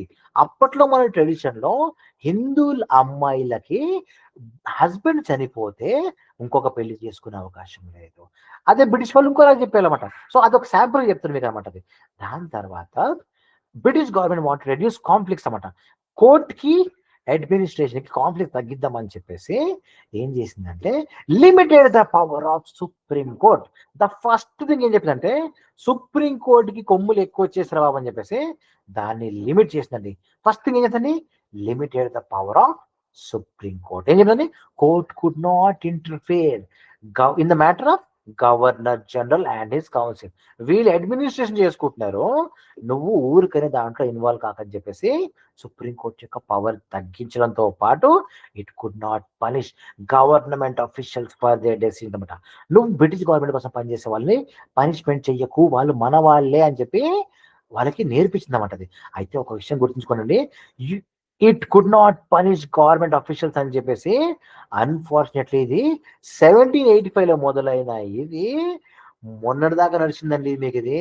మీకు చెప్తా, మీకు స్టోరీ మీకు చెప్పినప్పుడు మీకు అర్థమైంది. చూసుకోండి, బ్రిటిష్ వాళ్ళు వెళ్ళిపోయిన తర్వాత మన ఇండియా వాళ్ళు ఏమైనా వచ్చి మనల్ని ఏమైనా ఉద్ధరించాలని చెప్తే పవర్ ఎప్పుడైతే ఇండియన్స్కి వచ్చిందో వాళ్ళు కూడా సాధారణమైన ప్రజలు, సామాన్యమైన మనల్ని అణిచేయడానికి కోసం చక్కగా బ్రిటిష్ వాళ్ళ రూల్స్ ని పోలీస్ యాక్ట్ లో చాలా కాలం వాడుకున్నారు. ఈవెన్ ఇప్పుడు కూడా ఉందన్నమాట. దీని ఇంపాక్ట్ ఏమి అయిపోలేదన్నమాట. అదేనండి, ఏదో బ్రిటిష్ వాడు మనం దోచేసుకుని అనిచేసని చెప్తే అక్కడితో అయిపోలేదు. మన వాళ్ళు కూడా ఈ రోజు ఎప్పుడు గమనించండి, ఏలుకునేవాడు వాడి కంఫర్ట్ కోసమే ఎప్పుడైనా రూల్స్ కానీ లేదా మాటలు కానీ చెబుతూ ఉంటాడు. ఆ ట్రాప్ లో పడద్దంటే మీకు చదువు ఉండాలి, మీకు జ్ఞానం ఉండాలి. ఆ రెండు ఉంటే మీకు పవర్ వస్తుంది, అప్పుడు మీరు ఎదిరించగలుగుతారు. అందుకోసం మీరు ఎల్ఎల్బి చదువుతున్నారు. రేపు నల్ల కోట వేసుకొని ఫైట్ చేయడం కోసం మీరు ముందు గుర్తుంచుకోండి. ఫైట్ చేయడం కోసం వెళ్ళిన మీరు దమ్ము ఉండాలి, మీకు ధైర్యం ఉండాలి మీకు. అది ఆ విధంగా మీరు రిమెంబర్, మన దేశంలో సోల్జర్స్ ఒకరు అండ్ లాయర్స్ ఒకరు, ఇద్దరు చేసే పని మాత్రమే ఫైట్ అని చెప్తారు. ఊరికే చెప్పారన్నమాట. సోల్జర్స్ ఫైట్, వాళ్ళ జాబ్ ఫైట్ ఉంటుందన్నమాట. మీరు చేసే జాబ్ కూడా ఫైట్ ఉంటుందన్నమాట. మీరు ఫైట్ చేయడం ఫస్ట్ మీకు ఉండాల్సింది జ్ఞానం. చదువుకోండి, చక్కగా జ్ఞానం సంపాదించండి, ఎక్స్ప్లోర్ చేయండి. ఎగ్జామ్ పాస్ అయితే పాస్ అయ్యారు, కానీ ఎక్స్ప్లోర్ చేయండి. Be the powerful persons. I encourage you. Next అండి, సో మెయిన్ ఫస్ట్ యాక్ట్ వచ్చేసరికి లిమిటెడ్ పవర్ ఆఫ్ సుప్రీంకోర్ట్ యొక్క టోకల్ కట్ చేసింది. ఆ తర్వాత ఇండియన్ లాస్ వర్ రెస్పెక్ట్ అనమాట. నెక్స్ట్ ఏం చేస్తుంటే హిందూస్, ముస్లిం లాస్ ని రెస్పెక్ట్ చేసుకుంటూ జస్టిస్ సిస్టమ్ ని ఫెయిర్ గా చేసింది. తర్వాత గవర్నర్ జనరల్ కి మోర్ కంట్రోల్ ఇచ్చింది. కంపెనీ టెరిటరీస్ ని కంట్రోల్ చేయడం కోసం. Remember, court had to work with government, not against it. ప్రభుత్వంతో పాటు కలిసి పనిచేయాలని ఆయన అని చెప్పి, దానికి అడ్డంగా కాదు, దాన్ని అగేన్స్ట్ గా వెళ్ళకు అని చెప్పి చెప్పింది అనమాట. అయితే 1781 ఎందుకు ఇంపార్టెంట్ చెప్తే, సుప్రీం కోర్ట్ కి గవర్నర్ జనరల్ కి ఇద్దరి మధ్యలో గొడవలు తగ్గించింది 1781 లో. ఆ తర్వాత Indians could follow own laws అని చెప్పింది. బ్రిటిష్ లాస్ బదులు మీరు చూసుకుంటాం బాబు అని చెప్పి పర్మిషన్ ఇచ్చింది. దాంతో మనకి బెటర్ అడ్మినిస్ట్రేషన్ జరిగిందన్నమాట. ఓకేండి, this is the story of 1781 act of India అన్నమాట. ఓకే, సో మీకు ఇది అర్థమైంది అనుకుంటాను. సేమ్ అదే పాయింట్స్ ఉండండి మీకు. అది నెక్స్ట్ వచ్చేసరికి మీకు అది the story of supreme court and mofussil court. చూసుకోండి, నెక్స్ట్ టాపిక్ వచ్చేసరికి మీకు అది supreme court and mofussil courts అన్నమాట. ఇది టాపిక్ అన్నమాట.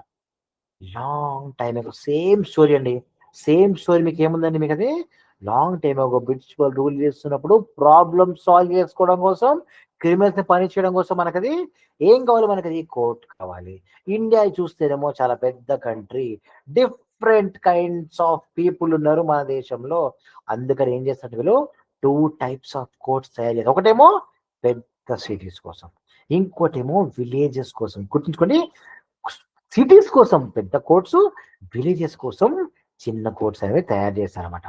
అయితే తయారు చేసినప్పుడు వీళ్ళు ఏం చేశారంటే సుప్రీంకోర్టు ఎవరండి, సుప్రీంకోర్టు ఎవరికండి, ద కోర్ట్ ఫర్ బ్రిటిష్ అన్నమాట. 1774 లో బిజీ సిటీ ఆఫ్ కల్కటాలో సుప్రీంకోర్టు వీళ్ళు తయారు చేసి అందులో వీళ్ళు రూల్ చేస్తూ ఉన్నారు అన్నమాట. అయితే జడ్జెస్ వాళ్ళు ఎవరు ఉండేవారంటే వాళ్ళు బ్రిటిష్ వాళ్ళు ఉండేవారు.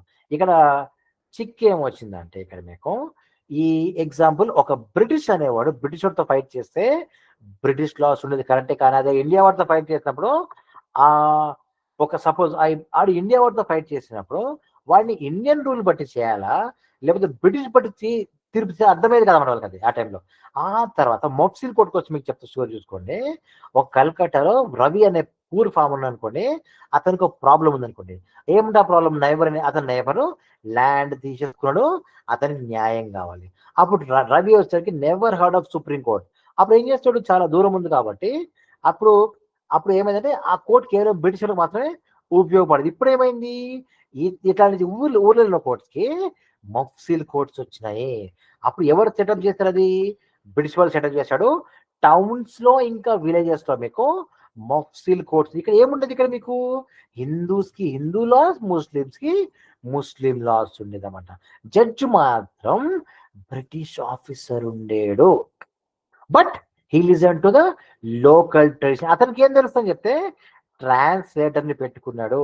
అరే వాడు ఏం చెప్తున్నా చెప్పని చెప్పేసి నేర్చుకునేవాడు, చదువుకునేవాడు అన్నమాట. అప్పుడు జడ్జి బ్రిటిష్ ఆఫీసర్ ఉండి he listen to the local traditions, నేర్చుకునేవాడు. తర్వాత కోర్ట్ అని చాలా సింపుల్ గా ఉండేదని, బిల్డింగ్స్ ఫ్యాన్సీ బిల్డింగ్స్ అని ఏమి ఉండేది కాదండి. చక్కగా ఒక ప్లేస్ ఉండేది, అందులో హిందూస్ వస్తే హిందూ లాస్ బట్టి అట్లా చేసేవాళ్ళు. కానీ ఒక ప్రాబ్లం ఏమొచ్చిందంటే ఇదే అనమాట, సుప్రీం కోర్ట్ వచ్చేసరికి మీకు బ్రిటిష్ రూల్స్ ఫాలో అయ్యేది. సుప్రీం కోర్ట్ మీకు బ్రిటిష్ ఫాలో అయితే, మఫ్సిల్ కోర్ట్ మీకు ఇండియన్ ట్రెడిషన్స్ ఫాలో అయ్యేది. ఏమొచ్చింది నష్టం, నీకేంటి ప్రాబ్లం అని చెప్తా ప్రాబ్లం. నువ్వు లోవర్ కోర్టులో ఉన్నప్పుడు ఇండియన్ ట్రెడిషన్ బేస్ని యూజ్ చేసుకొని ఒక కేసు గెలిచావనుకో, సుప్రీం కోర్టుకి వెళ్ళిన తర్వాత అది బ్రిటిష్ రూల్ తగ్గట్టుగా ఉంటది కాబట్టి నువ్వు మళ్ళీ ఆ కేసు ఓడిపోవచ్చు. అట్లా అన్నమాట. అంటే నువ్వు అప్పీల్కి వెళ్ళినా లేకపోతే ఇంకేమైనా చేసినప్పుడు అంత దేశమంతా ఒకటే చట్టం ఉండదు. కానీ ఇక్కడ ఏముందంటే అన్ఫార్చునేట్లీ అలా లేదు. ఇక్కడ కింద కోర్టులో ఇండియన్ లాస్ ఉండేది, పైన కోర్టులో నీకు బ్రిటిష్ లాస్ ఉండేది.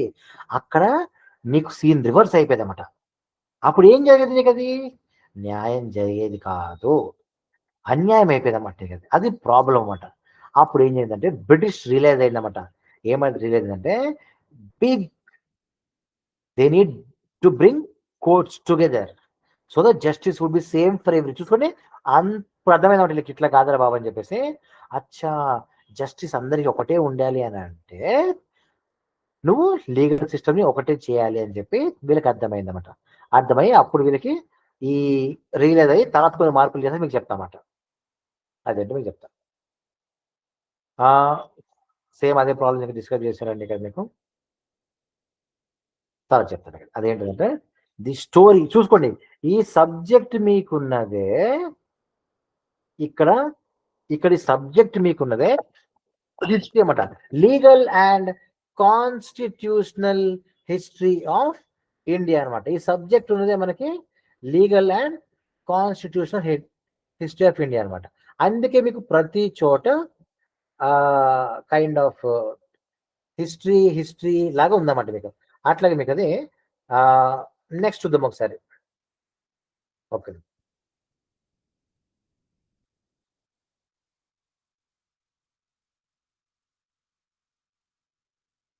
రైట్. ఇక్కడ మీరు చూసుకుంటే story of Lord Cornwallis and his justice reforms. ఇదిగోండి, అంటే లార్డ్ కార్న్వాలిస్ అండ్ అతను చేసిన రిఫార్మ్స్ కోసం నెక్స్ట్ మనం నేర్చుకుందాం కొత్త వ్యక్తి వచ్చామంటే మీకు చూద్దాం ఒకసారి. అయితే లాంగ్ టైమ్ ఏగో సేమ్ అండి, people did not trust the judges. Cases ఎక్కువ టైం పట్టేది. పూర్ పీపుల్ అసలు జస్టిస్ దొరికేదే కాదన్నమాట. అప్పుడు ఏం జరిగింది అంటే బ్రిటిష్ గవర్నర్ జనరల్ ఎవరంటే లార్డ్ కార్న్వాలిస్ అన్నమాట. He wanted to fix the justice system.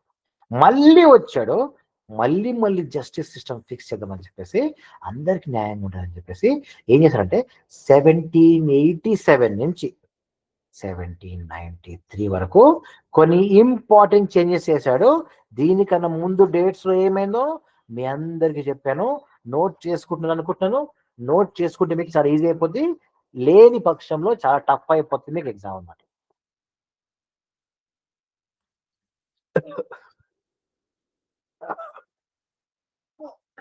Okay, lord Cornwallis ఏం చేస్తుంటాం ఒకసారి. రిమెంబర్ 1787 నుంచి 1793 వరకు అతను ఏమేమి చేంజెస్ పట్టుకొని చూద్దాం ఒకసారి. ద ఫస్ట్ రిఫార్మ్ ఏం చేశాడంటే the Cornwallis saw that courts were messy, గందరగోళంగా ఉన్నది. అప్పుడు అతను ఏం చేశాడంటే మెస్సీ ఉన్నప్పుడు same appointed British officials as church. మీకు తెలిసినది సివిల్ దివానీ, క్రిమినల్ ఫౌజదారీ పైన సేమ్ చిన్న మార్పులు అన్నమాట. అప్పుడు ఎక్కువ మార్పు ఏం చేస్తాడంటే it made collectors, tax officers responsible for justice, but later change this because they misuse the power. First ఏం చేస్తాండి ఇతను collectors, tax officers are responsible for justice అని చెప్పి ఎక్స్ట్రా డ్యూటీ వాళ్ళకి అప్పచెప్పి, దాని తర్వాత సరే అని చెప్పేసి వీళ్ళకి రెస్పాన్సిబిలిటీ అప్పచెప్పగా ఏం చేస్తాండి మిస్యూజ్ చేశారు పవర్ అన్నమాట. ఎప్పుడు చెప్తాండి జీవితంలో మీకు ఎప్పుడైనా దేవుని దయ వల్ల మీకు ఒక పవర్ వస్తే ఆ పవర్ని మీరు రెస్పాన్సిబిలిటీగా తీసుకోండి. అది మన అప్పుడే దేశం బయటకు వెళ్తామట. ఎప్పుడైతే పవర్ని స్పైడర్ మ్యాన్ మూవీలో ఊరికి చెప్పండి, it has lot of depth in that. పవర్ని రెస్పాన్సిబిలిటీ తీసుకున్న ప్రతి దేశం, ప్రతి మనిషి ఖచ్చితంగా వాళ్ళ కింద ఉన్న వాళ్ళని పైకి తీసుకురాగలుగుతాడు. సో ఈరోజు ఏం చేస్తారంటే వీళ్ళు ఈ 1787లో ట్యాక్స్ సిస్టమ్ కి రెస్పాన్సిబిలిటీ ఆబ్వియస్ గా మిస్యూజ్ చేశారని దాంతో ఇబ్బంది పడిందట. సెకండ్ రిఫార్మ్ ఏం చేశారంటే అప్పుడు అతను 1793 సంవత్సరాల తర్వాత క్రిమినల్ జస్టిస్ విషయంలో కన్నేశారనమాట. 3 years తర్వాత ఏమర్థమైందంటే క్రిమినల్స్ కి పనిష్మెంట్ రావట్లేదు అని చెప్పి అర్థమై స్ట్రిక్ట్ లాస్ తీసుకొచ్చాడు. రాబరీకి, మర్డర్కి స్ట్రిక్ట్ లాస్ తీసుకొచ్చి took away power from Indian judges and gave power to British officers అనమాట. ఇండియన్ జడ్జెస్ నుంచి పవర్ తీసుకొచ్చాడు, ఒక చేంజ్. స్ట్రిక్ట్ లాస్ పట్టుకొచ్చాడు, ఇంకోటి చేంజ్ అనమాట. దాని తర్వాత బెంగాల్, బీహార్, ఒరిస్సాలో మీకు 4 బిగ్ కోర్ట్స్ తయారు చేశాడు టు హ్యాండిల్ క్రిమినల్ కేసెస్. 1790 జరిగిందండి. అప్పుడు మీరు పుట్టలేదు, నేను పుట్టలేదు, మీ మదర్స్ కూడా పుట్టలేదు, ఫాదర్స్ కూడా పుట్టలేదు. కానీ వాస్తవంగా జరిగిందండి. ఇవన్నీ మనం తెలుసుకుందామని ఆనర్స్ లో 6th సబ్జెక్ట్ మనం చదువుకుంటాం. That is the nature of the subject. అందుకని ఇట్స్ ఆల్ హిస్టరీ అనమాట. 4 బిగ్ కోర్ట్స్ సెటప్ చేశాడనమాట. దాని తర్వాత ఇంకొక రిఫార్మ్, ఫైనల్ రిఫార్మ్ ఏం చేశాడు అని చెప్తే 93లో చేశారనమాట. ఎన్నేళ్ళ తర్వాత? ఇంకో 3 ఏళ్ళ తర్వాత చూసుకోండి. ఇంకో 3 ఏళ్ళు, 3 ఏళ్ళు ఇక్కడి నుంచి ఇక్కడ 3 ఏళ్ళు, మళ్ళీ ఇక్కడి నుంచి ఇక్కడికి 3 అంటే 3 ఏళ్ళకి లార్డ్ కార్న్వాలిస్ అనే అతను మార్పులు చేసుకుంటూ వచ్చాడనమాట. ఈసారి ఏం చేశాడు 3 ఏళ్ళ తర్వాత అని చెప్తే, ఇతను లార్డ్ కార్న్వాలిస్ బిగ్గెస్ట్ రిఫార్మ్ ఏం చెప్పాడంటే కార్న్వాలిస్ కోడ్ అని చెప్పాడనమాట. ఏం చెప్పాడు? Equal laws for Indians and British in civil case అని చెప్పేసి పెద్ద రిఫార్మ్ తీసుకొచ్చాడనమాట. అప్పటి వరకు బ్రిటిష్ కి వేరే న్యాయం, నీకు వేరే న్యాయం ఉండేదన్నమాట. దాని తర్వాత బ్రైబరీ అండ్ కరప్షన్ ని తగ్గించాడు. జడ్జెస్ ఎందుకు తగ్గించాడు? జడ్జెస్ కి శాలరీస్ పెంచితే వీళ్ళు కక్కుర్తి తగ్గి కరువులో ఉన్నారని చెప్పేసి వీళ్ళకి శాలరీ పెంచితే న్యాయంగా బిహేవ్ చేస్తారని అనుకున్నామట. రిమెంబర్, ఏనాడైతే మన దేశంలో జడ్జెస్ లంచం తీసుకోవడం మొదలు పెడతారో అయిపోయిందండి స్టోరీ. ఆ రోజు దేశం అల్లకల్లం అయిపోయినట్టే. రిమెంబర్, ఈయన ఎప్పుడు గుర్తు చేస్తుంది కదా, మన దేశంలో ఈ రోజు నీలాంటి చిన్న వ్యక్తులు, నాలాంటి చిన్న వ్యక్తులు, డబ్బులు లేని మీరు నేను ఒక రాజకీయ నాయకులు కానీ, ధనమున్న గొప్పోళ్ళని కానీ దమ్ముంటే రారా కోర్టులో చూసుకుందని చెప్పి డైలాగ్ నువ్వు కొట్టగలుగుతున్నావు అంటే, నీకన్నా బలవంతుడి ముందు నువ్వు ఆ డైలాగ్ కొట్టగలుగుతానంటే మనకు ఆసరా ఇచ్చింది, ధైర్యం, భుజం తట్టి ధైర్యం ఇచ్చింది కోర్టు మాత్రమే. ఈ మధ్య కోర్టులో ఉన్న జడ్జెస్ మీద చెప్పులు విసిరితే విజిల్ చేస్తుండే మీకు అర్థం కావట్లేదండి. వెనకల ఆ ఉన్న ఒక్క ఆధారాన్ని కూడా వీక్ చేద్దామని చెప్పి వెనకల కొందరు పెద్దలు ఆ విధమైన డ్రామా నడిపిస్తున్నమాట. అది ఎప్పుడు కూడా ఆ ట్రాప్ లో పడకండి, చదువుకోండి, what is right, what is wrong తెలుసుకోండి. జడ్జెస్ కూడా తప్పు చేస్తే పనిష్మెంట్ అనేది కోర్టు సిస్టమ్ ద్వారా మాత్రమే పోలే, కానీ మీరు చేతిలో న్యాయం తీసుకొని నడిస్తే మాత్రం ఉన్న ఎప్పటి నుంచో గమనించండి, గత 50-40 ఏళ్ల నుంచి నీకు నాకు మిడిల్ క్లాస్ పవర్లెస్ ఉన్న మనల్ని ఇంకా పవర్లెస్ చేద్దామని చెప్పేసి, మనకు ఆసరాగా ఉన్న కోర్టుని దూరం చేద్దామని చెప్పి, దాని మీద ద్వేషం పెంచుతామని చెప్పేసి powerful people are trying it. Do not fall in to such traps my youngsters, please recognise it. అలా ఉండద్దంటే మీరు చదువుకోవాలి ఫస్ట్. మీరు అది చదువుకుంటే మీకు తెలుస్తామట. ఓకే అండి. అయితే ఈ ఫైనల్ రిఫార్మ్ లో జడ్జెస్ కి లంచాలు తీసుకోకుండా వాళ్ళ శాలరీస్ పెంచండి. This is the final reform of Lord Cornwallis అండి. And at the same time ఒక పోలీస్ ఫోర్స్ ని సెటప్ చేశాడు అనమాట. ఎప్పుడు?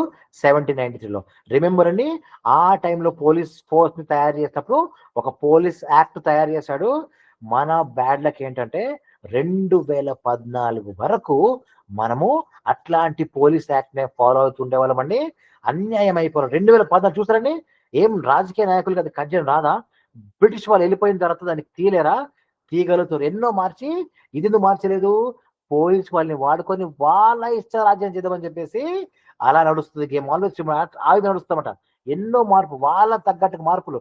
స్విస్ బ్యాంక్ ఉంటుందండి, స్విస్ బ్యాంక్ లో నుంచి మీకు డబ్బులు ఎందుకు ఓపెన్ చేయరు, అకౌంట్ ఎందుకు డిస్ప్లే చేయరు? దాన్ని డిస్ప్లే చేయాలన్నా పవర్ఫుల్ చేస్తుంది అనమాట. ఆ డబ్బు వాళ్ళు చేస్తుంది అనమాట. మీరు నేను అమాయకులమైన ప్రజలుగానే మనం మిగిలిపోతున్నాం అనమాట. Remember, I just once identify how elite group are working against అని చెప్పి గ్రహించుకోండి. అప్పుడు మాత్రమే మన దేశం ముందుకెళ్తామట. Next, the story of adalat system. Remember the story of adalat system under sir John Shore. చూసుకోండి, adalat system under sir John Shore విషయం పైన మనం ఒక టాపిక్ తెలుసుకుంటాం. రిమెంబర్, లాంగ్ టైమ్ అగో 1700లో ఇండియా బ్రిటిష్ కంట్రోల్లో ఉన్నప్పుడు బ్రిటిష్ స్టార్టెడ్ ఏం చెప్పిందండి? అదాలత్ సిస్టమ్ చేసింది. అదాలత్ అంటే పర్షియన్ లాంగ్వేజ్ లో కోర్ట్స్ కదండి, అట్లా మాట. టు సాల్వ్ ద ప్రాబ్లమ్స్ అప్పుడు ఏం చేస్తుంది? These courts were introduced by Warren Hastings in 1772. Okay, fine, బాగుంది. అయితే చాలా వరకు దాంట్లో ప్రాబ్లమ్స్ ఉండిపోయినాయి. పాప అతను కూడా ట్రై చేశాడు. కేసెస్ స్లోగా ఉండేది, ఇంకో ఫెయిర్ జస్టిస్ దొరికేది కాదు. లాస్ కూడా ఎప్పుడు కన్ఫ్యూజ్ గా ఉంటూ ఉండేది అనమాట. అయితే నెక్స్ట్ వచ్చిన హీరో ఎవరు అని చెప్తే సర్ జాన్ షోర్ అనమాట. ఇతను hard working, is quiet but hard working British officer అనమాట. అయితే అతను లేటర్ ఏంటంటే గవర్నర్ జనరల్ ఆఫ్ ఇండియా అండి 1793 నుంచి 1798 వరకు. అతనికి ఏమనిపిస్తుంది అని చెప్తే, అరే అదాలత్ సిస్టమ్ ని కొంచెం బెటర్ గా చేద్దాము, ఫెయిర్ గా చేద్దామని చెప్పేసి ఏం చేశాడో మనం చెక్ చేద్దాం ఒకసారి. The problem with old adalat system ఏముండేదంటే, ఇప్పుడు సింపుల్ గా చెప్పాలంటే టూ ప్రాబ్లమ్స్ ఏంటంటే, జడ్జెస్ ఏమో బ్రిటిష్ ఆఫీసర్స్ ఉండేది, వాళ్ళకేమో ఇండియన్ కస్టమ్స్ అర్థమేది కాదు, కేసెస్ అనేది లాంగ్ టైం తీసుకునేది, పూర్ పీపుల్ చాలా స్ట్రగుల్ అయ్యే వాళ్ళమాట. అందులో powerful landlords, rich man ఎప్పుడు కూడా డెసిజన్ ని ఇన్ఫ్లుయెన్స్ చేసేవాళ్ళు. జడ్జిని ఇలా పిలిచి వెనకల నుంచి ఇలా డబ్బులు ఇవ్వగానే తీర్పు ఇలా మారిపోయేదన్నమాట. అలా మారిన తీర్పులే ఈ రోజు నీకు నాకు ఏ ల్యాండ్ లేకుండా పోయింది. ఈ రోజు ఒక్కొక్కడికి 100-200 ఎకరాలు అన్ని అంత దాసులు ఆ విధంగా వెళ్ళిపోయింది. ఈ రోజు మీకు నాకు మిగిలిపోయారన్నమాట. అయితే ఆ విధంగా suppose similarly thief caught stealing in market place అనుకోండి, అతనికి కూడా ఏం చేయాలి, ప్రాబ్లమ్స్ ఏముండదంటే అన్ఫెయిర్ గా ఉండేదన్నమాట. కొన్ని రూల్స్ అనేది సరిగా ఉండేది కాదు, బ్రైవరీ కరప్షన్ వల్ల అతను బయటకు వచ్చాడు. దీన్ని కంట్రోల్ చేద్దామని చెప్పేసి సర్ జాన్ షోర్ ఏం చేశాడని చెప్తే, రిమెంబర్, అదాలత్ సిస్టమ్ ని ఆర్గనైజ్ గా చేశాడు. ఎట్లా చేశాడు? డిస్ట్రిక్ట్ జడ్జెస్ వర్ అపాయింటెడ్. ఒక జడ్జెస్ కాకుండా డిస్ట్రిక్ట్ జడ్జెస్ అపాయింట్ చేశాడు. సివిల్ కి క్రిమినల్ కేసు కి సెపరేట్ కోర్ట్స్ మళ్ళీ తయారు చేసి కట్టాడు. తర్వాత పీపుల్ అందరికి ఈక్వల్ జస్టిస్ వచ్చేలాగా ప్రయత్నం గట్టిగా చేశాడు అనమాట. ఇంకేం చేశాడని చెప్తే, ఇండియన్ యొక్క రైట్స్ ని కాపాడాడు. హిందూస్ కి హిందూ లాస్, ముస్లిమ్స్ కి ముస్లిం లాస్ అని అతను దగ్గరికి తీసుకురావడం స్టార్ట్ చేశాడనమాట. నెక్స్ట్ ఏం చేశాడు? కరప్షన్ ని గట్టిగా కంట్రోల్ చేశాడనమాట. ఎట్లా చేశాడు? బ్రైబర్ని కంట్రోల్ చేసుకున్నాడు, డెసిజన్ ఫాస్ట్ వచ్చేలాగా కంట్రోల్ చేసి, ఇవన్నీ జనరిక్ థింగ్స్ అండి. దాని తర్వాత ఇంకేం చేశాడు? Gave more power to governor general అనమాట. నీకేమైనా కేసు తప్పు అనిపిస్తుందా, send it to governor general for final decision అని చెప్పేసి ఈ 4 రకాల రూల్స్ పట్టుకొచ్చి ఇతను ఏం చేశారంటే ట్రస్ట్ ఏర్పరచుకున్నాడు. People started trusting courts one more time అని ఇతను ప్రూవ్ చేశాడనమాట. తర్వాత బ్రిటిష్ కి మోర్ కంట్రోల్ వచ్చింది ఇండియన్స్ మీద. ఇది ఒకటి ఏంటిదంటే, ఇది వన్ మోర్ మోడర్న్ స్టెప్ అండి towards Indian latest modern legal system కి ఇది వన్ మోర్ స్టెప్ అనమాట. అదే అండి, సేమ్ అదే ఇంట్రెస్టింగ్ ఫ్యాక్ట్స్ పైనవే మ్యాగజైన్ రిపోర్ట్ అవుతుంటే, బట్ స్టిల్ ఈ ఫ్యాక్ట్స్ మీరు చెక్ చేసుకోండి, బికాస్ వీడియోలో అలా పేరుకుంటూ పోతుంది కాబట్టి. సో దీంతో అండి మనము యూనిట్ నెంబర్ 1 సక్సెస్ఫుల్ గా ఫినిష్ చేసుకున్నామండి. Hope it is useful. కొంచెం గ్యాప్ ఇచ్చి నేను యూనిట్ నెంబర్ 2 కూడా ఫినిష్ చేస్తే మీకు ఎగ్జామ్ దగ్గర పడుతున్నాయి కాబట్టి ఒకసారి రికార్డింగ్ ఆపి ఆన్ చేస్తాను.